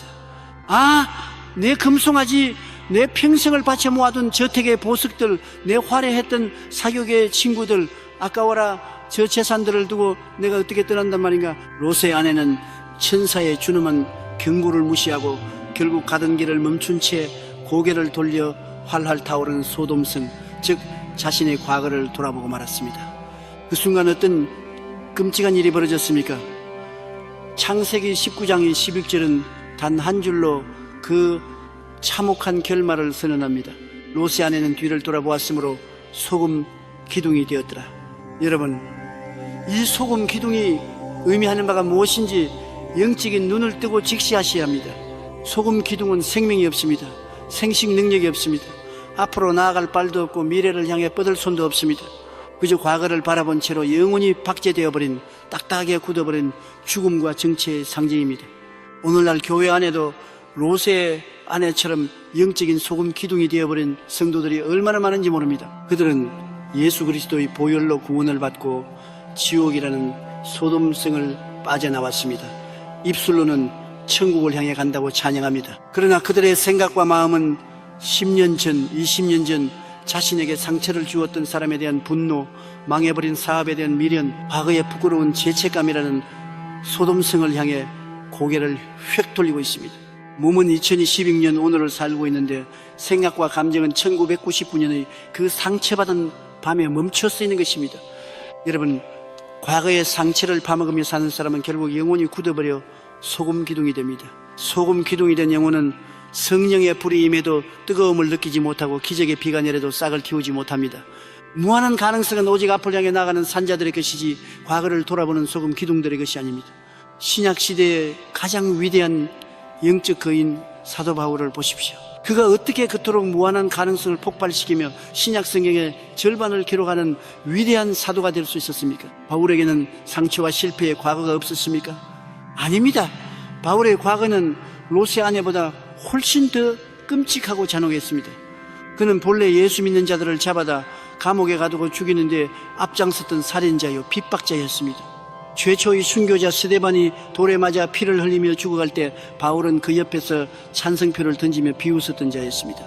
만약 바울이 다메섹 도상에서 예수님을 만나 회심한 후에도 계속해서 자신의 과거를 돌아보았다면 어떻게 됐을까요? 밤에 잠을 자려 할 때마다 피투성이가 된 스데반의 얼굴이 떠오르고 자신이 핍박했던 성도들의 비명소리가 귓가를 맴돌았을 것입니다. 마귀는 매일같이 바울의 귓가에 대고 속삭였을 것입니다. 야, 이 살인자야, 네 손에 묻은 피를 봐라. 네가 무슨 사도라고 강단에 서서 사랑을 외치느냐. 위선자야, 당장 그 자리에서 내려와라. 만약 바울이 이 과거의 죄책감이라는 밧줄에 묶였다면 그는 우울증에 걸려 자살하거나 미쳐버리고 말았을 것입니다. 그는 결코 하나님의 위대한 사도가 될 수 없었을 것입니다. 하지만 바울은 마귀가 내미는 과거의 청구서를 예수 그리스도의 십자가 앞에 갈기갈기 찢어 던져버렸습니다. 그리고 빌립보서 3장 13절과 14절에서 온 우주를 향해 위대한 자유의 선언을 포효합니다. 형제들아, 나는 아직 내가 잡은 줄로 여기지 아니하고 오직 한 일, 즉 뒤에 있는 것은 잊어버리고 앞에 있는 것을 잡으려고 표대를 향하여 그리스도 예수 안에서 하나님이 위에서 부르신 부름의 상을 위하여 달려가노라. Forgetting what is behind and straining toward what is ahead. 할렐루야. 바울의 놀라운 고백을 들으십시오. 뒤에 있는 것은 잊어버리고 바울은 자신의 더럽고 추악했던 과거의 무덤을 시멘트로 막아버렸습니다. 그는 뒤를 돌아보는 롯의 아내가 되기를 거부했습니다. 예수 그리스도의 십자가 피가 자신의 과거를 완벽하게 도말하셨음을 믿었기에 그는 단 1초도 뒤를 돌아보는데 영적 에너지를 낭비하지 않았습니다. 그는 오직 표대이신 예수님, 무한한 미래의 가능성만을 향해 미친 듯이 전력 질주했던 것입니다. 사랑하는 여러분, 여러분이 일상생활에서 매일 타는 자동차를 한번 머릿속에 떠올려 보십시오. 자동차 운전석에 앉아 앞을 보면 앞을 내다보는 앞유리창 윈실드는 어마어마하게 큽니다. 시야가 확 트여 있습니다. 반면에 여러분의 등 뒤를 볼 수 있게 해주는 룸미러, 리어뷰 미러, 사이드 미러는 여러분의 손바닥만 한 아주 작은 크기입니다. 자동차를 만든 엔지니어들이 왜 앞유리창은 저렇게 크고 넓게 만들고 뒤를 보는 거울은 요만하게 작게 만들었을까요? 그것은 운전자가 운전할 때 99% 시선은 반드시 앞을 향해 있어야 하고, 뒤를 보는 것은 차선을 바꿀 때 아주 잠깐 1%만 사용하라는 생명의 법칙 때문입니다. 만약 여러분이 고속도로에서 시속 100km로 달리면서 거대한 앞유리창은 쳐다보지도 않고 그 조그만 룸미러만 뚫어지게 쳐다보며 운전한다면 어떻게 되겠습니까? 불과 1분을 넘기지 못하고 앞차를 들이받거나 절벽으로 굴러떨어져 산산조각 나 죽고 말 것입니다. 우리의 인생에는 자동차도 완벽하게 똑같습니다. 하나님은 여러분의 미래 무한한 가능성의 세계를 바라보는 영적인 앞유리창을 온 우주만큼 거대하게 만들어 놓으셨습니다. 그런데 여러분은 왜 십자가의 보혈로 이미 다 지워져 버린 그 조그만 과거의 룸미러만 뚫어지게 쳐다보며 인생을 운전하려 하십니까? 내가 옛날에 그 남자만 안 만났어도, 그때 그 땅을 샀어야 했는데, 우리 부모님이 나를 대학만 보내줬어도, 언제까지 그 룸미러만 쳐다보며 원망과 후회의 눈물을 흘리시렵니까? 여러분이 과거의 거울만 쳐다보고 있는 한 여러분의 인생은 3차원의 암초에 부딪혀 파산하고 침몰할 수밖에 없습니다. 지금 당장 과거라는 이름의 룸미러를 부숴버리십시오. 예수 그리스도께서 십자가에서 다 이루었다 라고 외치시며 피를 쏟으실 때 여러분이 과거의 모든 저주와 실패와 부끄러움과 가난의 청구서는 이미 완벽하게 결제되어 영원한 불바다에 던져졌습니다. 하나님조차도 여러분의 회개한 과거를 기억하지 않으시겠다고 성경에 수없이 약속하셨습니다. 그런데 왜 여러분 스스로가 그 과거의 쓰레기통을 뒤적거리며 마귀에게 먹잇감을 던져주고 있습니까? 오늘 이 시간 나사렛 예수 그리스도의 이름으로 여러분의 영혼을 올가매고 있는 과거의 쇠사슬을 끊어버리십시오. 자신에게 상처를 주었던 사람을 용서하십시오. 그것은 그 사람을 위한 것이 아니라 여러분 자신이 과거의 감옥에서 빠져나와 4차원의 미래로 날아가기 위해 그 밧줄을 칼로 끊어내는 생존의 몸부림입니다. 실패했던 여러분 자신을 향해서 선포하십시오. 나의 과거야, 나는 이제 너와 아무 상관이 없다. 너는 십자가와 함께 무덤에 장사되었다. 내 뒤에 있는 것은 철저하게 잊어버리고 나는 성령님이 내 앞유리창에 펼쳐놓으신 찬란하고 무한한 미래의 표대를 향해 오늘부터 맹렬하게 달려갈 것이다. 과거의 족쇄가 풀려나고 시선이 온전히 미래를 향해 고정되는 이 영광스러운 순간, 여러분의 영혼은 드디어 저 우주 끝까지 날아오를 수 있는 완벽한 자유와 가벼움을 얻게 됐습니다. 자, 이제 과거라는 무거운 짐까지 벗어던지고 완전히 자유로워진 여러분, 무한한 가능성의 세계로 진입한 우리는 이제 이 엄청난 축복과 기적들을 어떻게 나의 일상 속으로 가져와 열매를 맺게 할 수 있을까요? 다음 제8장에서는 생각의 틀을 깬 우리가 일상생활 속에서 3차원의 환경을 지배하고 다스리는 실질적인 영적 권세, 창조적 믿음의 행동 양식에 대하여 낱낱이 파헤쳐 보겠습니다. 기적은 머무르는 것이 아니라 전진하는 것입니다. 힘차게 나아가십시오. 할렐루야. 사랑하는 위대한 4차원의 기적 창조자 여러분, 우리는 지난 7장의 뜨거운 눈물의 시간을 통해 우리의 발목을 무겁게 짓누르고 있던 과거의 상처와 실패, 그리고 죄책감이라는 지독한 쇠사슬을 성령의 검으로 완벽하게 끊어버렸습니다. 소돔성을 뒤돌아보던 롯의 아내의 저주를 끊어내고 이제 우리의 영적인 시선은 오직 저 광활하고 무한한 앞유리창, 성령님께서 예비하신 찬란한 미래의 표대만을 향해 완벽하게 고정되었습니다. 여러분의 영혼은 이제 과거의 무거운 짐을 모두 벗어 던진 채 깃털처럼 가벼워져서 저 높은 4차원의 하늘을 향해 독수리처럼 비상할 모든 준비를 마쳤습니다. 생각의 틀도 깨어졌고 입술의 방향타도 맞추어졌으며 성령의 방언으로 하늘의 보좌와 다이렉트로 통신망도 연결되었습니다. 그런데 위대한 영적 군사 여러분, 우리가 이 모든 내면의 영적인 세팅을 완벽하게 마쳤다고 해서 방구석에 가만히 앉아 눈만 감고 있으면 하늘에서 돈다발이 뚝 떨어지고 병이 저절로 낫는 것일까요? 절대 그렇지 않습니다. 이것이 바로 오늘날 수많은 기독교인들이 빠져있는 가장 치명적이고 헛된 신비주의의 함정입니다. 그들은 생각의 틀을 깨고 위대한 기적을 마음속에 품었다고 하면서도 정작 현실에서는 단 한 발자국도 움직이지 않은 채 감나무 밑에 누워 입만 벌리고 감이 떨어지기만을 기다리고 있습니다. 오늘 저는 여러분이 마음속에 잉태한 그 4차원의 무한한 에너지를 눈에 보이는 3차원의 물질 세계로 착상시키고 여러분의 일상생활 속에서 환경을 지배하고 다스리는 가장 강력하고 실질적인 영적 권세, 바로 창조적 믿음의 행동 양식의 The Action of Creative Faith에 대하여 우주적인 비밀의 문을 열고자 합니다. 신약 성경 야고보서 2장 20절은 헛된 신비주의자들의 정수리를 내리치는 무서운 번개와도 같은 진리를 선포합니다. 영혼 없는 팔이 파는 것같이 이 하늘이 없는 꼬무는 꼬이니라. As the body without the spirit is dead, so faith without deeds is dead. 여러분, 이 말씀을 심장에 새기십시오. 믿음은 명사가 아닙니다. 믿음은 가만히 머릿속으로 믿습니다라고 생각하는 지적동이나 감정적인 떨림이 아닙니다. 성경이 말하는 진짜 믿음은 철저하게 동사 verbi이며 땀을 흘리고 근육을 움직이는 물리적인 행동 액션입니다. 보이지 않는 4차원의 영적 에너지가 눈에 보이는 3차원의 물질로 변환되기 위해서는 반드시 여러분의 육신이 3차원의 세계 속에서 기적을 수용할 수 있는 행동의 파이프라인을 깔아줘야만 합니다. 여러분이 마음으로는 기적을 믿는다고 하면서도 실제 행동은 여전히 과거의 실패자처럼 병자처럼 가난한 자처럼 웅크리고 있다면 성령님은 결코 역사하실 수 없습니다. 하나님은 우리의 입술의 고백을 들으시지만 최종적으로 결제 도장을 찍으시는 기준은 우리의 발걸음 행동이기 때문입니다. 이 위대한 창조적 행동의 원리를 가장 극적이고 소름 끼치게 보여주는 사건이 바로 신약성경 마태복음 14장에 기록된 물 위를 걷는 베드로의 기적입니다. 칠흑같이 어두운 밤 갈릴리 바다 한가운데서 제자들이 담배가 미친 듯이 몰아치는 광풍과 집채만 한 파도에 뒤집히기 일보 직전이었습니다. 제자들은 공포에 질려 비명을 지르고 있었습니다. 그때 예수님께서 그 흉흉하는 파도를 평기처럼 밟고 뚜벅뚜벅 걸어오셨습니다.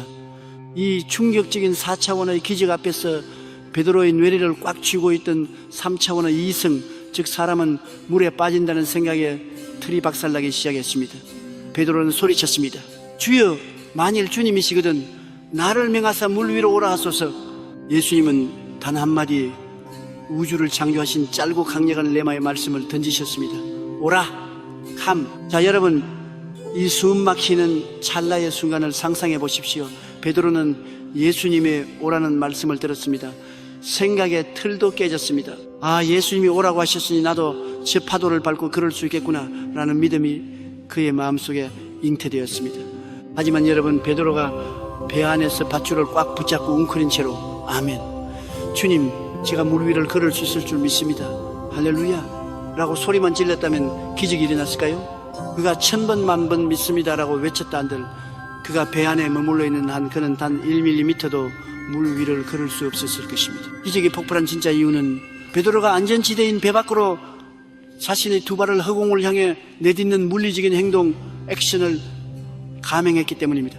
생각해 보십시오. 베드로가 발을 내디딜 때 시퍼런 바닷물이 갑자기 꽁꽁 얼어붙어 아스팔트처럼 단단해진 것을 눈으로 확인하고 발을 디딘 것이 아닙니다. 물은 여전히 출렁거리고 있었고 파도는 여전히 집어삼킬 듯이 으르렁대고 있었습니다. 하지만 베드로가 하나님의 말씀 오라에 자신의 목숨을 걸고 3차원의 상식을 거스르며 발바닥을 바닷물 표면에 가져다 대는 그 찰나의 순간 4차원의 무한한 성령의 에너지가 베드로의 발바닥 밑으로 번개처럼 쏟아져 들어와 출렁이는 물분자들을 강철보다 더 단단하게 응집시켜 베드로의 체중을 떠받쳐버린 것입니다. 할렐루야. 기적은 환경이 완벽하게 갖추어졌을 때 일어나는 것이 아닙니다. 기적은 여러분이 환경을 무시하고 믿음의 발걸음을 내디딜 때 여러분의 발바닥 밑에서부터 창조되는 것입니다. 요단강이 언제 갈라졌습니까?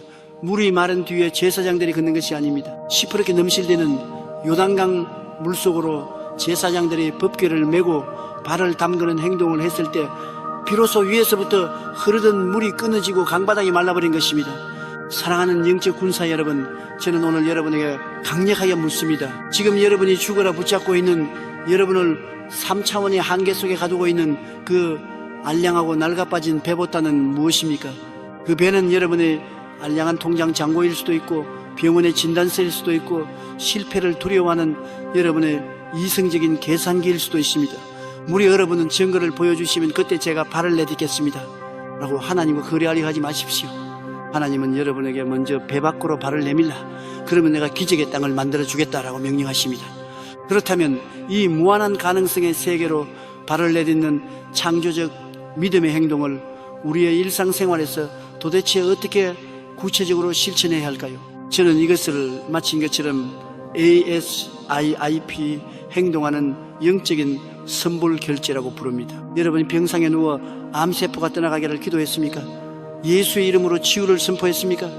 그렇다면 기도를 마치고 나서 다시 아이고 죽겠네, 여기도 쑤시고 저기도 아프네라며 환자처럼 앓는 소리를 내고 환자복을 입은 채로 우울하게 누워있지 마십시오. 그것은 여러분이 스스로 기적을 취소하는 행동입니다. 치유의 기도를 드렸다면 비록 육신은 아직 고통으로 덜덜 떨릴지라도 마치 이미 완벽하게 난 사람인 것처럼 As if I am healed 행동하십시오. 자리에서 억지로라도 일어나십시오.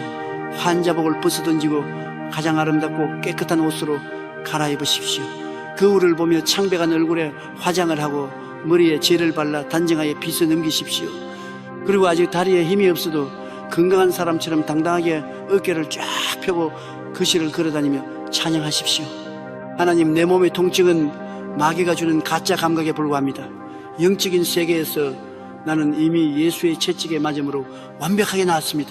나에게 튼튼한 두 다리와 맑은 폐를 주시니 감사합니다. 여러분의 이 미친 것 같은 믿음의 행동을 마귀가 볼 때 기겁을 하고 도망칩니다. 성령님은 그 행동을 보시고 즉각적으로 3차원의 세포들을 4차원의 건강으로 재조립하기 시작하십니다. 수십억의 빚에 쪼들려 부도 위기에 처한 사업가, 여러분 기도로 구체적인 빚의 액수를 선포하고 성령의 인침을 받았습니까? 그렇다면 사무실에 앉아 머리를 쥐어뜯으며 한숨 쉬고 직원들 앞에서 세상에 무너진 것처럼 죽상을 하고 있지 마십시오. 그것은 하나님을 못 믿겠다는 3차원의 패배주의적 행동입니다. 당장 세수를 하고 가장 좋은 넥타이를 매십시오.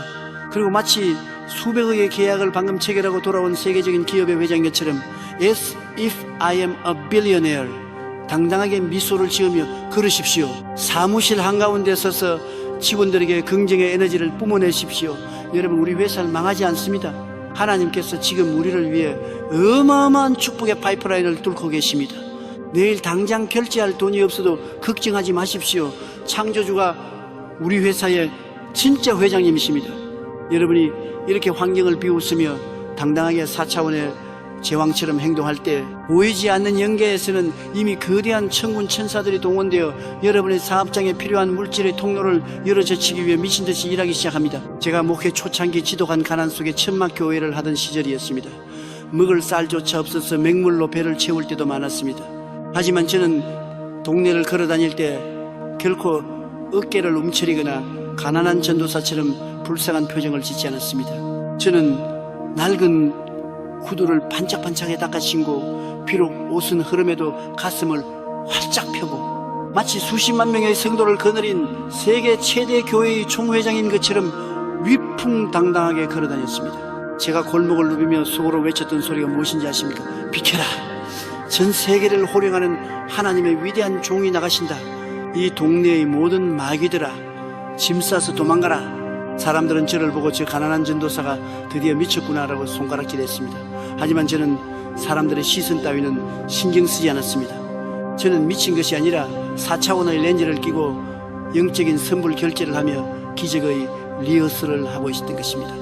그리고 수십 년이 지난 지금 제가 행동으로 연기했던 그 모든 마치 인 것처럼의 리허설은 단 하나도 빠짐없이 3차원의 현실 속에서 완벽한 실체로 나타났습니다. 할렐루야. 사랑하는 4차원의 기적 창조자 여러분, 기적을 기다리지 마십시오. 여러분이 기적을 향해 걸어 들어가야 합니다. 오늘 당장 여러분의 삶의 현장을 4차원의 위대한 연극 무대로 바꾸십시오. 하나님이 여러분의 감독이십니다. 여러분은 이 무대의 주인공입니다. 배우가 슬픈 연기를 하면은 몸에서 슬픈 호르몬이 나오고 눈물이 흐릅니다. 여러분이 기쁨과 승리와 부요함의 연기를 완벽하게 해낼 때 여러분의 몸과 주변 환경은 그 연기를 진짜로 착각하고 3차원의 기적을 생산해내기 시작합니다. 여러분은 메뚜기가 아닙니다.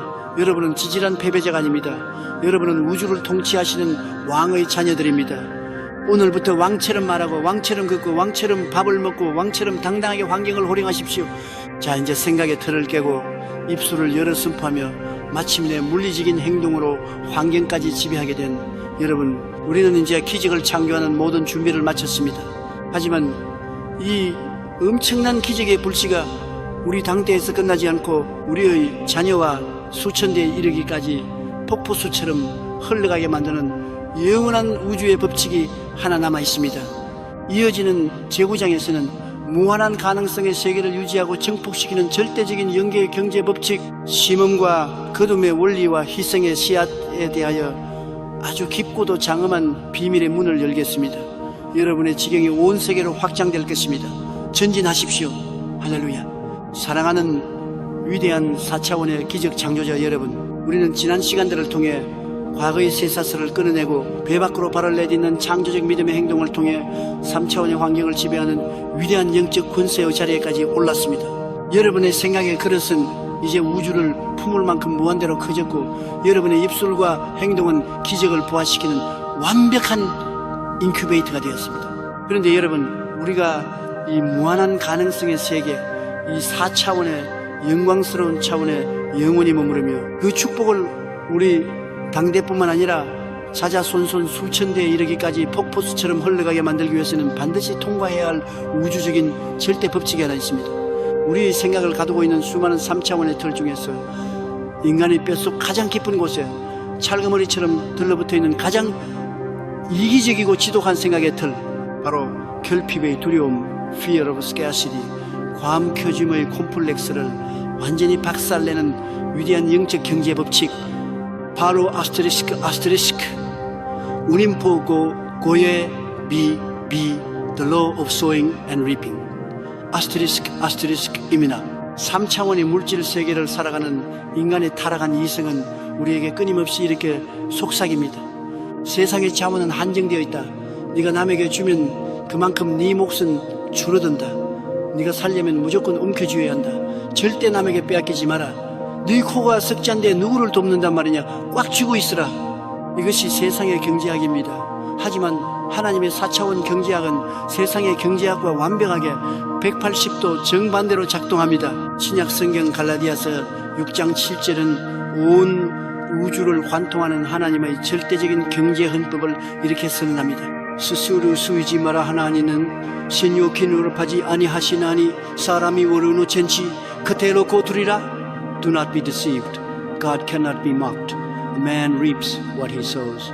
여러분, 이 우주에는 중력의 법칙만큼이나 확실하고 예외가 없는 영적인 물리 법칙이 있습니다. 그것은 바로 심은 대로 거둔다는 것입니다. 콩을 심으면 콩이 나고 팥을 심으면 팥이 납니다. 아무것도 심지 않으면 아무것도 거둘 수 없습니다. 아무리 생각의 틀을 깨고 입술로 기적을 100만 번 선포하고 믿음으로 수백 번 춤을 춘다고 해도 여러분, 이 땅에 씨앗을 심는 소잉, 구체적인 희생의 행동을 하지 않는다면 4차원의 영계에서는 결코 3차원의 물질로 변환될 추수물을 만들어낼 수가 없는 것입니다. 한 가난한 농부의 이야기를 머릿속에 그려보십시오. 지독한 흉년이 들어서 온 가족이 굶어 죽을 위기에 처했습니다. 농부의 창고에는 이제 내년에 심을 벽시 한 자루밖에 남지 않았습니다. 3차원의 이성은 농부에게 소리칩니다. 야, 당장 저 벽시를 솥에 넣고 끓여 먹어라. 저걸 먹어야 내 가족이 하루라도 더 살 것 아니냐. 만약 농부가 그 벽시를 먹을 양식 프레도로 생각하고 삶아 먹어버린다면 그들은 오늘 하루는 배를 채울지 모르지만 내년에는 100% 굶어 죽고 맙니다. 하지만 위대한 농부는 어떻게 합니까? 가족들이 배고프다고 울부짖어도 농부는 눈물을 머금고 그 벽시 자루를 움켜쥐고 꽁꽁은 들판으로 나갑니다. 그리고 차가운 흙을 파고 그 벽시를 던져넣습니다. 3차원의 눈으로 보면 그것은 미친 짓입니다. 흙 속에 벽시를 버리는 짓입니다. 하지만 농부는 알고 있습니다. 이 벽시는 먹어 없앨 양식이 아니라 내일의 기적을 창조할 희생의 씨앗, seed of sacrifice이라는 것을 말입니다. 땅에 심겨 썩어진 한 알의 벽씨는 이듬해 가을이 되면 30배, 60배, 100배의 폭발적인 생명력으로 증폭되어 수만 개의 나달로 돌아온다는 4차원의 증폭 법칙을 믿고 있는 것입니다. 신약 성경 요한복음 6장에는 우리의 좁아터진 이성의 틀을 우주 단위로 찢어버리는 인류 역사상 가장 위대한 기적의 증폭 사건인 오병이어 5개의 떡과 2마리의 물고기의 기적이 기록되어 있습니다. 광야에 모인 성인 남자만 5,000명, 여자와 아이들까지 합치면 무려 2만 명에 달하는 거대한 군중이 굶주림에 허덕이고 있었습니다. 제자들의 3차원 이성 컴퓨터는 맹렬하게 돌아가기 시작했습니다. 빌립이 계산기를 두드려보고 예수님께 보고합니다. 주님, 이 사람들을 다 먹이려면 200데나리온 수천만 원의 빵이 있어도 모자랍니다. 여기는 빈들이여 시간도 늦었으니 사람들을 흩어 마을로 가서 각자 사먹게 하소서. 이것이 3차원의 한계에 갇힌 인간의 절망적인 사고방식입니다. 돈이 없습니다. 환경이 안 됩니다. 불가능합니다. 그런데 그때 안드레가 한 어린 소년을 예수님 앞으로 데리고 옵니다. 그 소년의 손에는 아주 초라한 보리떡 5개와 물고기 2마리가 들려 있었습니다. 그것은 그 소년이 배고픔을 달래기 위해 쌓아온 자신의 유일한 저녁 식사였습니다. 여러분, 이 소년의 입장에서 생각해 보십시오. 2만 명이 굶주리고 있는 광야에서 그깟떡 5개가 무슨 소용이 있겠습니까? 3차원의 이성은 소년에게 속삭였을 것입니다. 야, 저 수만 명에게 이걸 내놓아 봤자 간에 기별도 안 간다. 그냥 너 혼자 몰래 숨어서 먹고 배나 채워라. 네 코가 석자다. 이것이 바로 기적을 가로막는 무서운 움켜짐의 콤플렉스입니다. 내가 꽉 쥐고 있으면 그것은 4차원의 기적이 아니라 그냥 소년 한 명의 위장을 채우고 똥으로 배설되어 끝날 3차원의 초라한 유한한 물질에 불과합니다. 하지만 이 소년은 자신의 이성적인 생각의 틀을 박살내버렸습니다. 소년은 자신이 가진 그 생명과도 같은 마지막 식사를 자기 입으로 가져가지 않고 예수님의 손에 심어 쏘잉 버렸습니다. 소년의 손을 떠나 예수님의 거룩한 손에 들려지는 그 찰나의 순간, 그 초라한 보리떡 5개와 물고기 2마리는 더 이상 3차원의 물질이 아니었습니다. 그것은 4차원의 무한한 창조 에너지를 폭발시키는 영적인 기적의 스파크이자 씨앗대로 완벽하게 신분이 변한 것입니다. 예수님은 그 소년의 희생의 씨앗을 들고 하늘을 우러러 축사 감사 기도하셨습니다. 창조주 하나님의 4차원 에너지가 그 떡에 임했습니다. 그리고 떡을 떼어 제자들에게 나누어 주시는데 기절초풍할 일이 벌어졌습니다. 떡을 떼어주면 또 생겨나고 물고기를 떼어주면 또 생겨나는 것입니다. 2만 명의 군중이 배가 터지도록 먹고도 남은 조각을 거두니 무려 12바구니에 가득 찼습니다. 할렐루야. 사랑하는 여러분, 여기서 소름 끼치는 영적 진리를 깨달으셔야 합니다. 예수님은 무에서 유를 창조하실 수 있는 분입니다. 돌덩이로도 떡을 만드실 수 있는 분입니다. 그런데 왜 굳이 그 어린 소년의 초라한 도시락을 달라고 하셨을까요? 하나님은 언제나 우리의 삶의 기적의 창문을 여시기 전에 우리가 땅에 심는 믿음의 씨앗 마중물을 먼저 요구하시기 때문입니다. 펌프에서 지하수를 끌어올리려면 반드시 먼저 한 바가지에 마중물을 부어 넣어야만 수백 톤의 지하수가 쏟아져 올라오는 것과 같은 원리입니다. 오늘 이 시간 수많은 성도들이 제게 묻습니다. 목사님, 저는 지금 부도 직전입니다. 저는 암에 걸려 죽어가고 있습니다. 당장 내 코가 석자인데 제가 무엇을 하나님께 바치고 무엇을 이웃에게 심으란 말입니까? 저에게는 아무것도 없습니다. 아닙니다, 여러분. 마귀의 거짓말에 속지 마십시오. 여러분의 손에는 반드시 하나님께서 남겨두신 보리떡 5개와 물고기 2마리가 있습니다. 여러분이 지금 물질적으로 철저하게 파산하여 11조를 낼 돈도 이웃을 구제할 단돈 1,000원도 없습니까? 그렇다면 여러분이 가진 가장 귀한 시간의 씨앗을 심으십시오. 남들이 잠든 새벽에 깨어 눈물로 철야를 하며 기도의 씨앗을 하나님께 심으십시오. 나보다 더 고통받는 병든 이웃을 위해 땀 흘려 봉사하고 중보기도의 씨앗을 심으십시오. 여러분이 온몸이 병들어 손가락 하나 움직일 힘조차 없습니까? 그렇다면 여러분의 얼굴에 환한 미소를 띠고 여러분을 간호하는 가족들에게 감사와 사랑의 은혜라는 씨앗을 심으십시오. 나에게 평생 씻을 수 없는 상처를 준 원수를 향해 십자가의 피를 의지하여 용서의 씨앗들을 심으십시오. 성경 창세기 26장 12절을 보면 이삭이 살던 땅에 지독한 흉년이 들었을 때 그가 어떻게 했는지가 기록되어 있습니다. 이삭이 그 땅에서 농사하여 그 해에 100배나 얻었고 여호와께서 복을 주심으로, 여러분, 흉년에 농사를 지으면 망하는 것이 3차원의 상식입니다. 비가 안 오는데 씨를 뿌리는 것은 바보짓입니다. 하지만 이삭은 흉년 절망의 환경을 두려워하지 않고 믿음으로 땅에 씨를 심었습니다. 그가 환경을 초월하여 씨를 심었을 때 하나님은 4차원의 문을 여시고 그 흉년의 땅에서 남들보다 100배의 기적적인 추수를 거두게 하셨습니다. 가장 심기 힘들 때 심는 씨앗이 가장 강력한 폭발력을 가진 기적의 원자폭탄이 됩니다. 여러분의 주먹이 꽉 쥐어져 있으면 하나님은 여러분의 손에 금덩어리를 쥐어주실 수가 없습니다. 움켜쥔 주먹을 펴야만 새로운 축복을 받을 수 있습니다. 내가 가진 것을 내어놓고 이웃을 향해, 하나님을 향해 손바닥을 쫙 펼치십시오. 제가 여의도 순복음교회를 세워갈 때 교회는 빚더미에 앉아 있었고 성도들은 가난한 판자촌의 주민들이었습니다. 헌금을 낼 돈이 없어 눈물을 흘리며 노수저를 가져오고 머리카락을 잘라 팔아서 가져온 분들도 있었습니다. 하지만 저는 그 가난한 성도들에게 여러분 가난하니까 헌금하지 마십시오라고 말하지 않았습니다. 오히려 강단에서 피를 토하며 외쳤습니다. 여러분, 가난의 저주를 끊고 무한한 축복의 세계로 들어가려면 오늘 여러분의 그 마지막 눈물의 보리떡을 하나님께 심으십시오.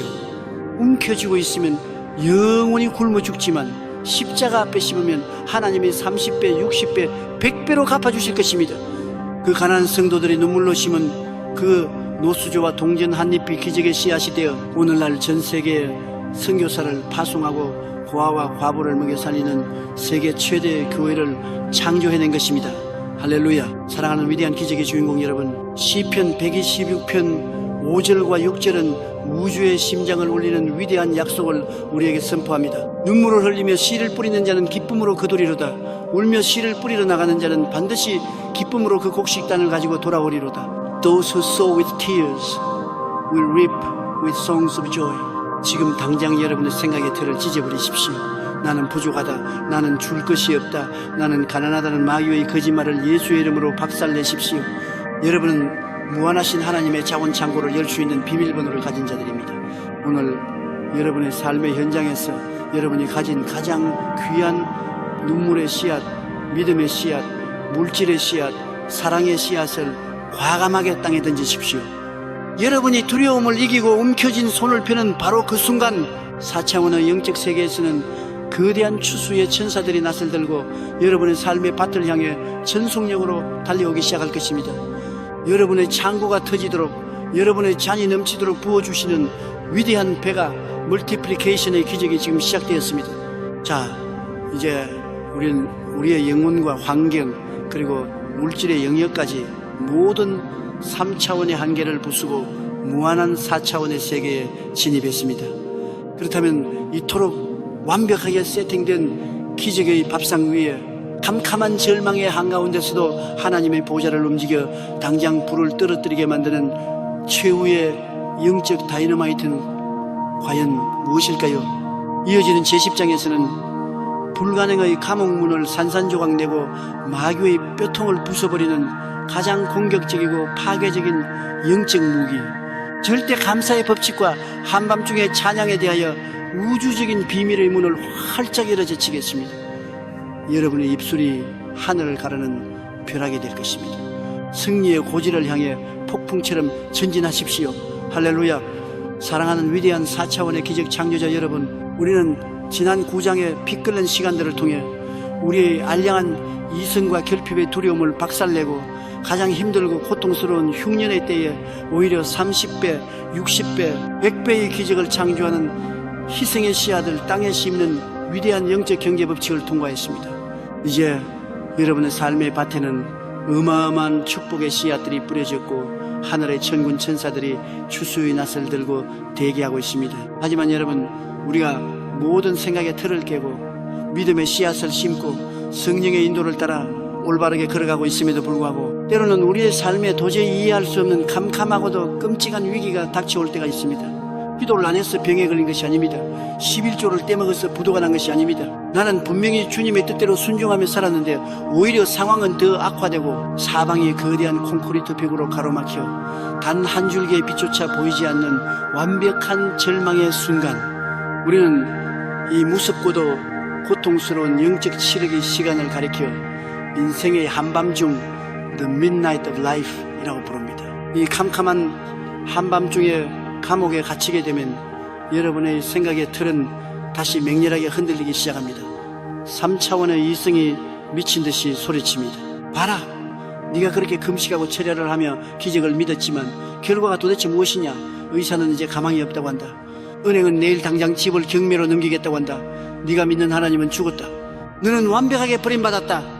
이제 그만 포기하고 하나님을 저주하고 죽어버리라. 여러분, 마귀가 가장 원하고 가장 기다리는 것이 바로 이 순간 여러분의 입술에서 터져나오는 원망과 불평 그리고 절망의 탄식입니다. 여러분이 환경에 짓눌려 하나님 왜 나에게 이런 시련을 주십니까? 내가 무엇을 잘못했습니까? 라고 통곡하며 원망할 때 여러분은 마귀에게 승리의 월계관을 씌워주는 것이며 기적의 문을 영원히 용접해버리는 끔찍한 영적 자살을 저지른 것입니다.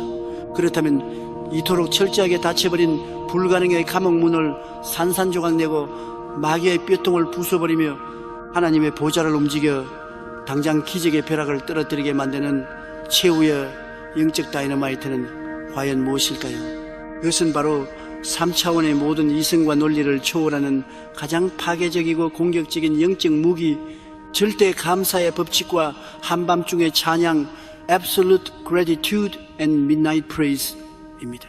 신약 성경 사도행전 16장에는 인류 역사상 가장 위대하고 소름 끼치는 한밤중의 기적 사건이 생생하게 기록되어 있습니다. 위대한 사도 바울과 신라는 빌립보라는 낯선 도시에 가서 복음을 전했습니다.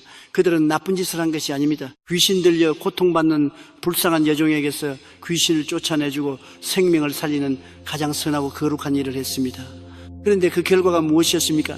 사람들은 바울과 신라를 붙잡아 광장으로 끌고 가 옷을 갈기갈기 찢어벗기고 피가 튀도록 무자비하게 매질을 가했습니다. 살점이 떨어져 나가고 뼈가 부러질 듯한 끔찍한 매를 맞은 후 그들은 빛 한 점 들어오지 않는 깊고 축축한 지하 감옥 깊은 옥의 맨바닥에 내동댕이 쳐졌습니다. 그들의 두 발은 무거운 쇠고랑 착고에 단단히 채워져 단 1mm도 움직일 수 없었습니다. 자, 여러분, 이 끔찍한 상황을 3차원의 이성적인 생각의 틀로 분석해 보십시오. 등에서는 금붉은 피가 철철 흐르고 차가운 지하 감옥의 쥐와 독벌레들이 그들의 상처 위를 기어다닙니다. 사방은 칠흑같이 어둡고 당장 내일 아침이면 목이 잘려 죽을지도 모르는 완벽한 절망의 한복판이었습니다. 이때의 시간이 바로 한밤중 midnight이었습니다. 상식적으로 바울과 신라가 이 상황에서 무엇을 해야 합니까? 하나님, 우리가 주님이 일을 하다가 이렇게 피투성이가 되었는데 어떻게 우리를 이 지경으로 내버려 두십니까? 주님 너무하십니다 라며 응응 울고 통곡하며 원망하는 것이 정상 아닙니까? 마귀도 깊은 어둠 속에서 팔월장을 끼고 미소를 지으며 바울의 입에서 하나님을 향한 저주와 욕설이 터져 나오기만을 침을 삼키며 기다리고 있었습니다. 옳지, 저 위대한 사도들도 이 깊은 옥과 고통 앞에서는 결국 무너지는구나. 이제 끝났다. 그런데 여러분, 사도행전 16장의 15절은 우주의 역사를 뒤집어 엎는 소름 돋는 4차원의 반격이 어떻게 시작되었는지를 천둥소리처럼 증언합니다. 한밤중에 바울과 신라가 기도하고 하나님을 찬송하며 죄수들이 듣더라. About the midnight, Paul and Silas were praying and singing hymns to God, and the other prisoners were listening to them. 할렐루야. 여러분, 이 기가 막힌 장면을 영의 눈을 뜨고 바라보십시오. 그 캄캄하고 피냄새 진동하는 절망의 지하 감옥에서 곡소리나 원망의 소리가 아니라 갑자기 할렐루야, 영광 영광 할렐루야 하는 승리와 감사의 찬양 소리가 울려 퍼지기 시작한 것입니다.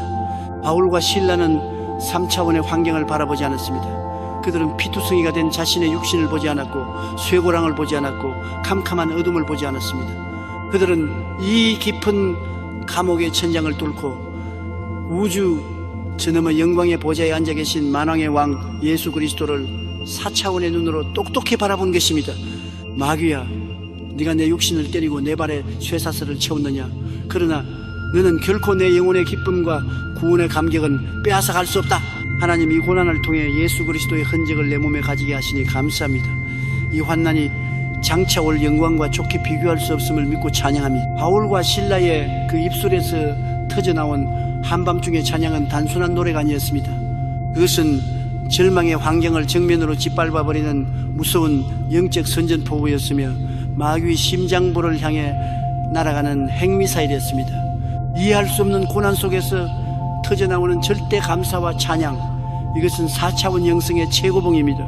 일이 잘 풀릴 때, 돈을 많이 벌었을 때 감사하고 찬양하는 것은 예수 안 믿는 세상 사람들도 다 할 수 있습니다. 하지만 찢어지고 깨어지고 짓밟히고 사방이 가로막힌 그 한밤중의 캄캄한 감옥 속에서 오히려 두 손을 높이 들고 그럼에도 불구하고 주님은 선하십니다. 이미 승리 주심을 감사합니다 라고 선불로 찬양을 터뜨릴 때 보이지 않는 영계에서는 온 우주가 발칵 뒤집히는 엄청난 폭발이 일어나는 것입니다. 여러분, 바울과 실라가 찬양할 때 어떤 일이 벌어졌습니까? 그들이 옥토에서 찬양의 폭탄을 터뜨리자 그 찬양의 주파수가 하늘 보좌에 다 하나님의 마음을 격동시켰습니다. 하나님께서 그 찬양을 들으시고 보좌에서 벌떡 일어나셨습니다. 내 종들이 저 깊고 캄캄한 옥중에서도 나를 향한 믿음을 버리지 않고 나를 찬양하는구나. 천사들아 비켜라, 내가 직접 가야겠다.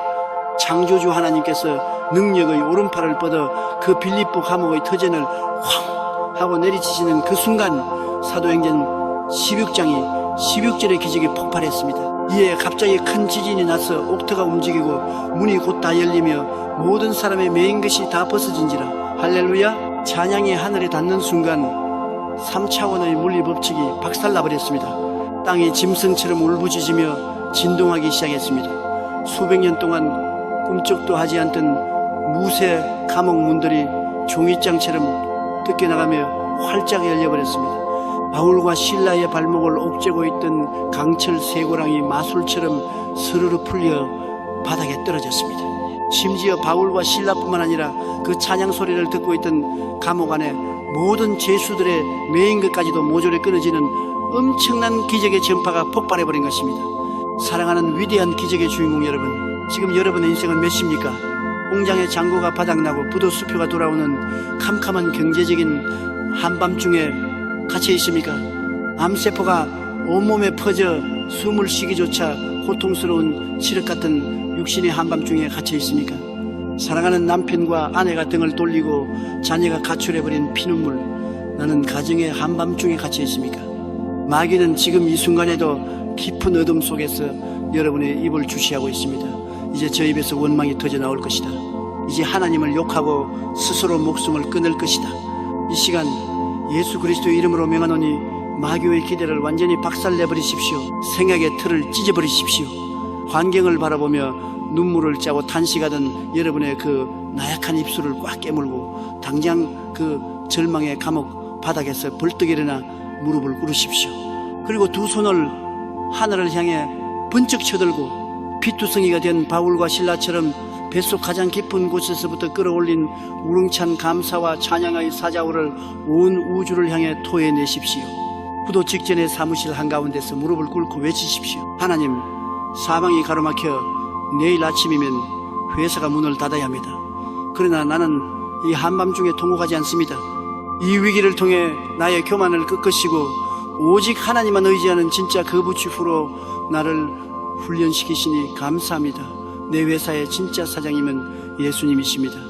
나는 이 폐허 위에서 반드시 100배로 다시 일어설 것을 믿고 찬양합니다.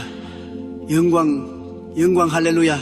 죽음을 선고받은 차가운 중환자실 병상 위에서 산소호흡기를 꽂고서라도 마음으로 소리치십시오. 이 질병의 마귀야, 네가 내 육신을 망가뜨리고 고통을 줄지라도 내 영혼의 기쁨은 결코 빼앗지 못한다. 하나님, 이 병을 통해 예수 그리스도의 십자가 고통을 깊이 깨닫게 하시니 감사합니다. 나의 머리끝부터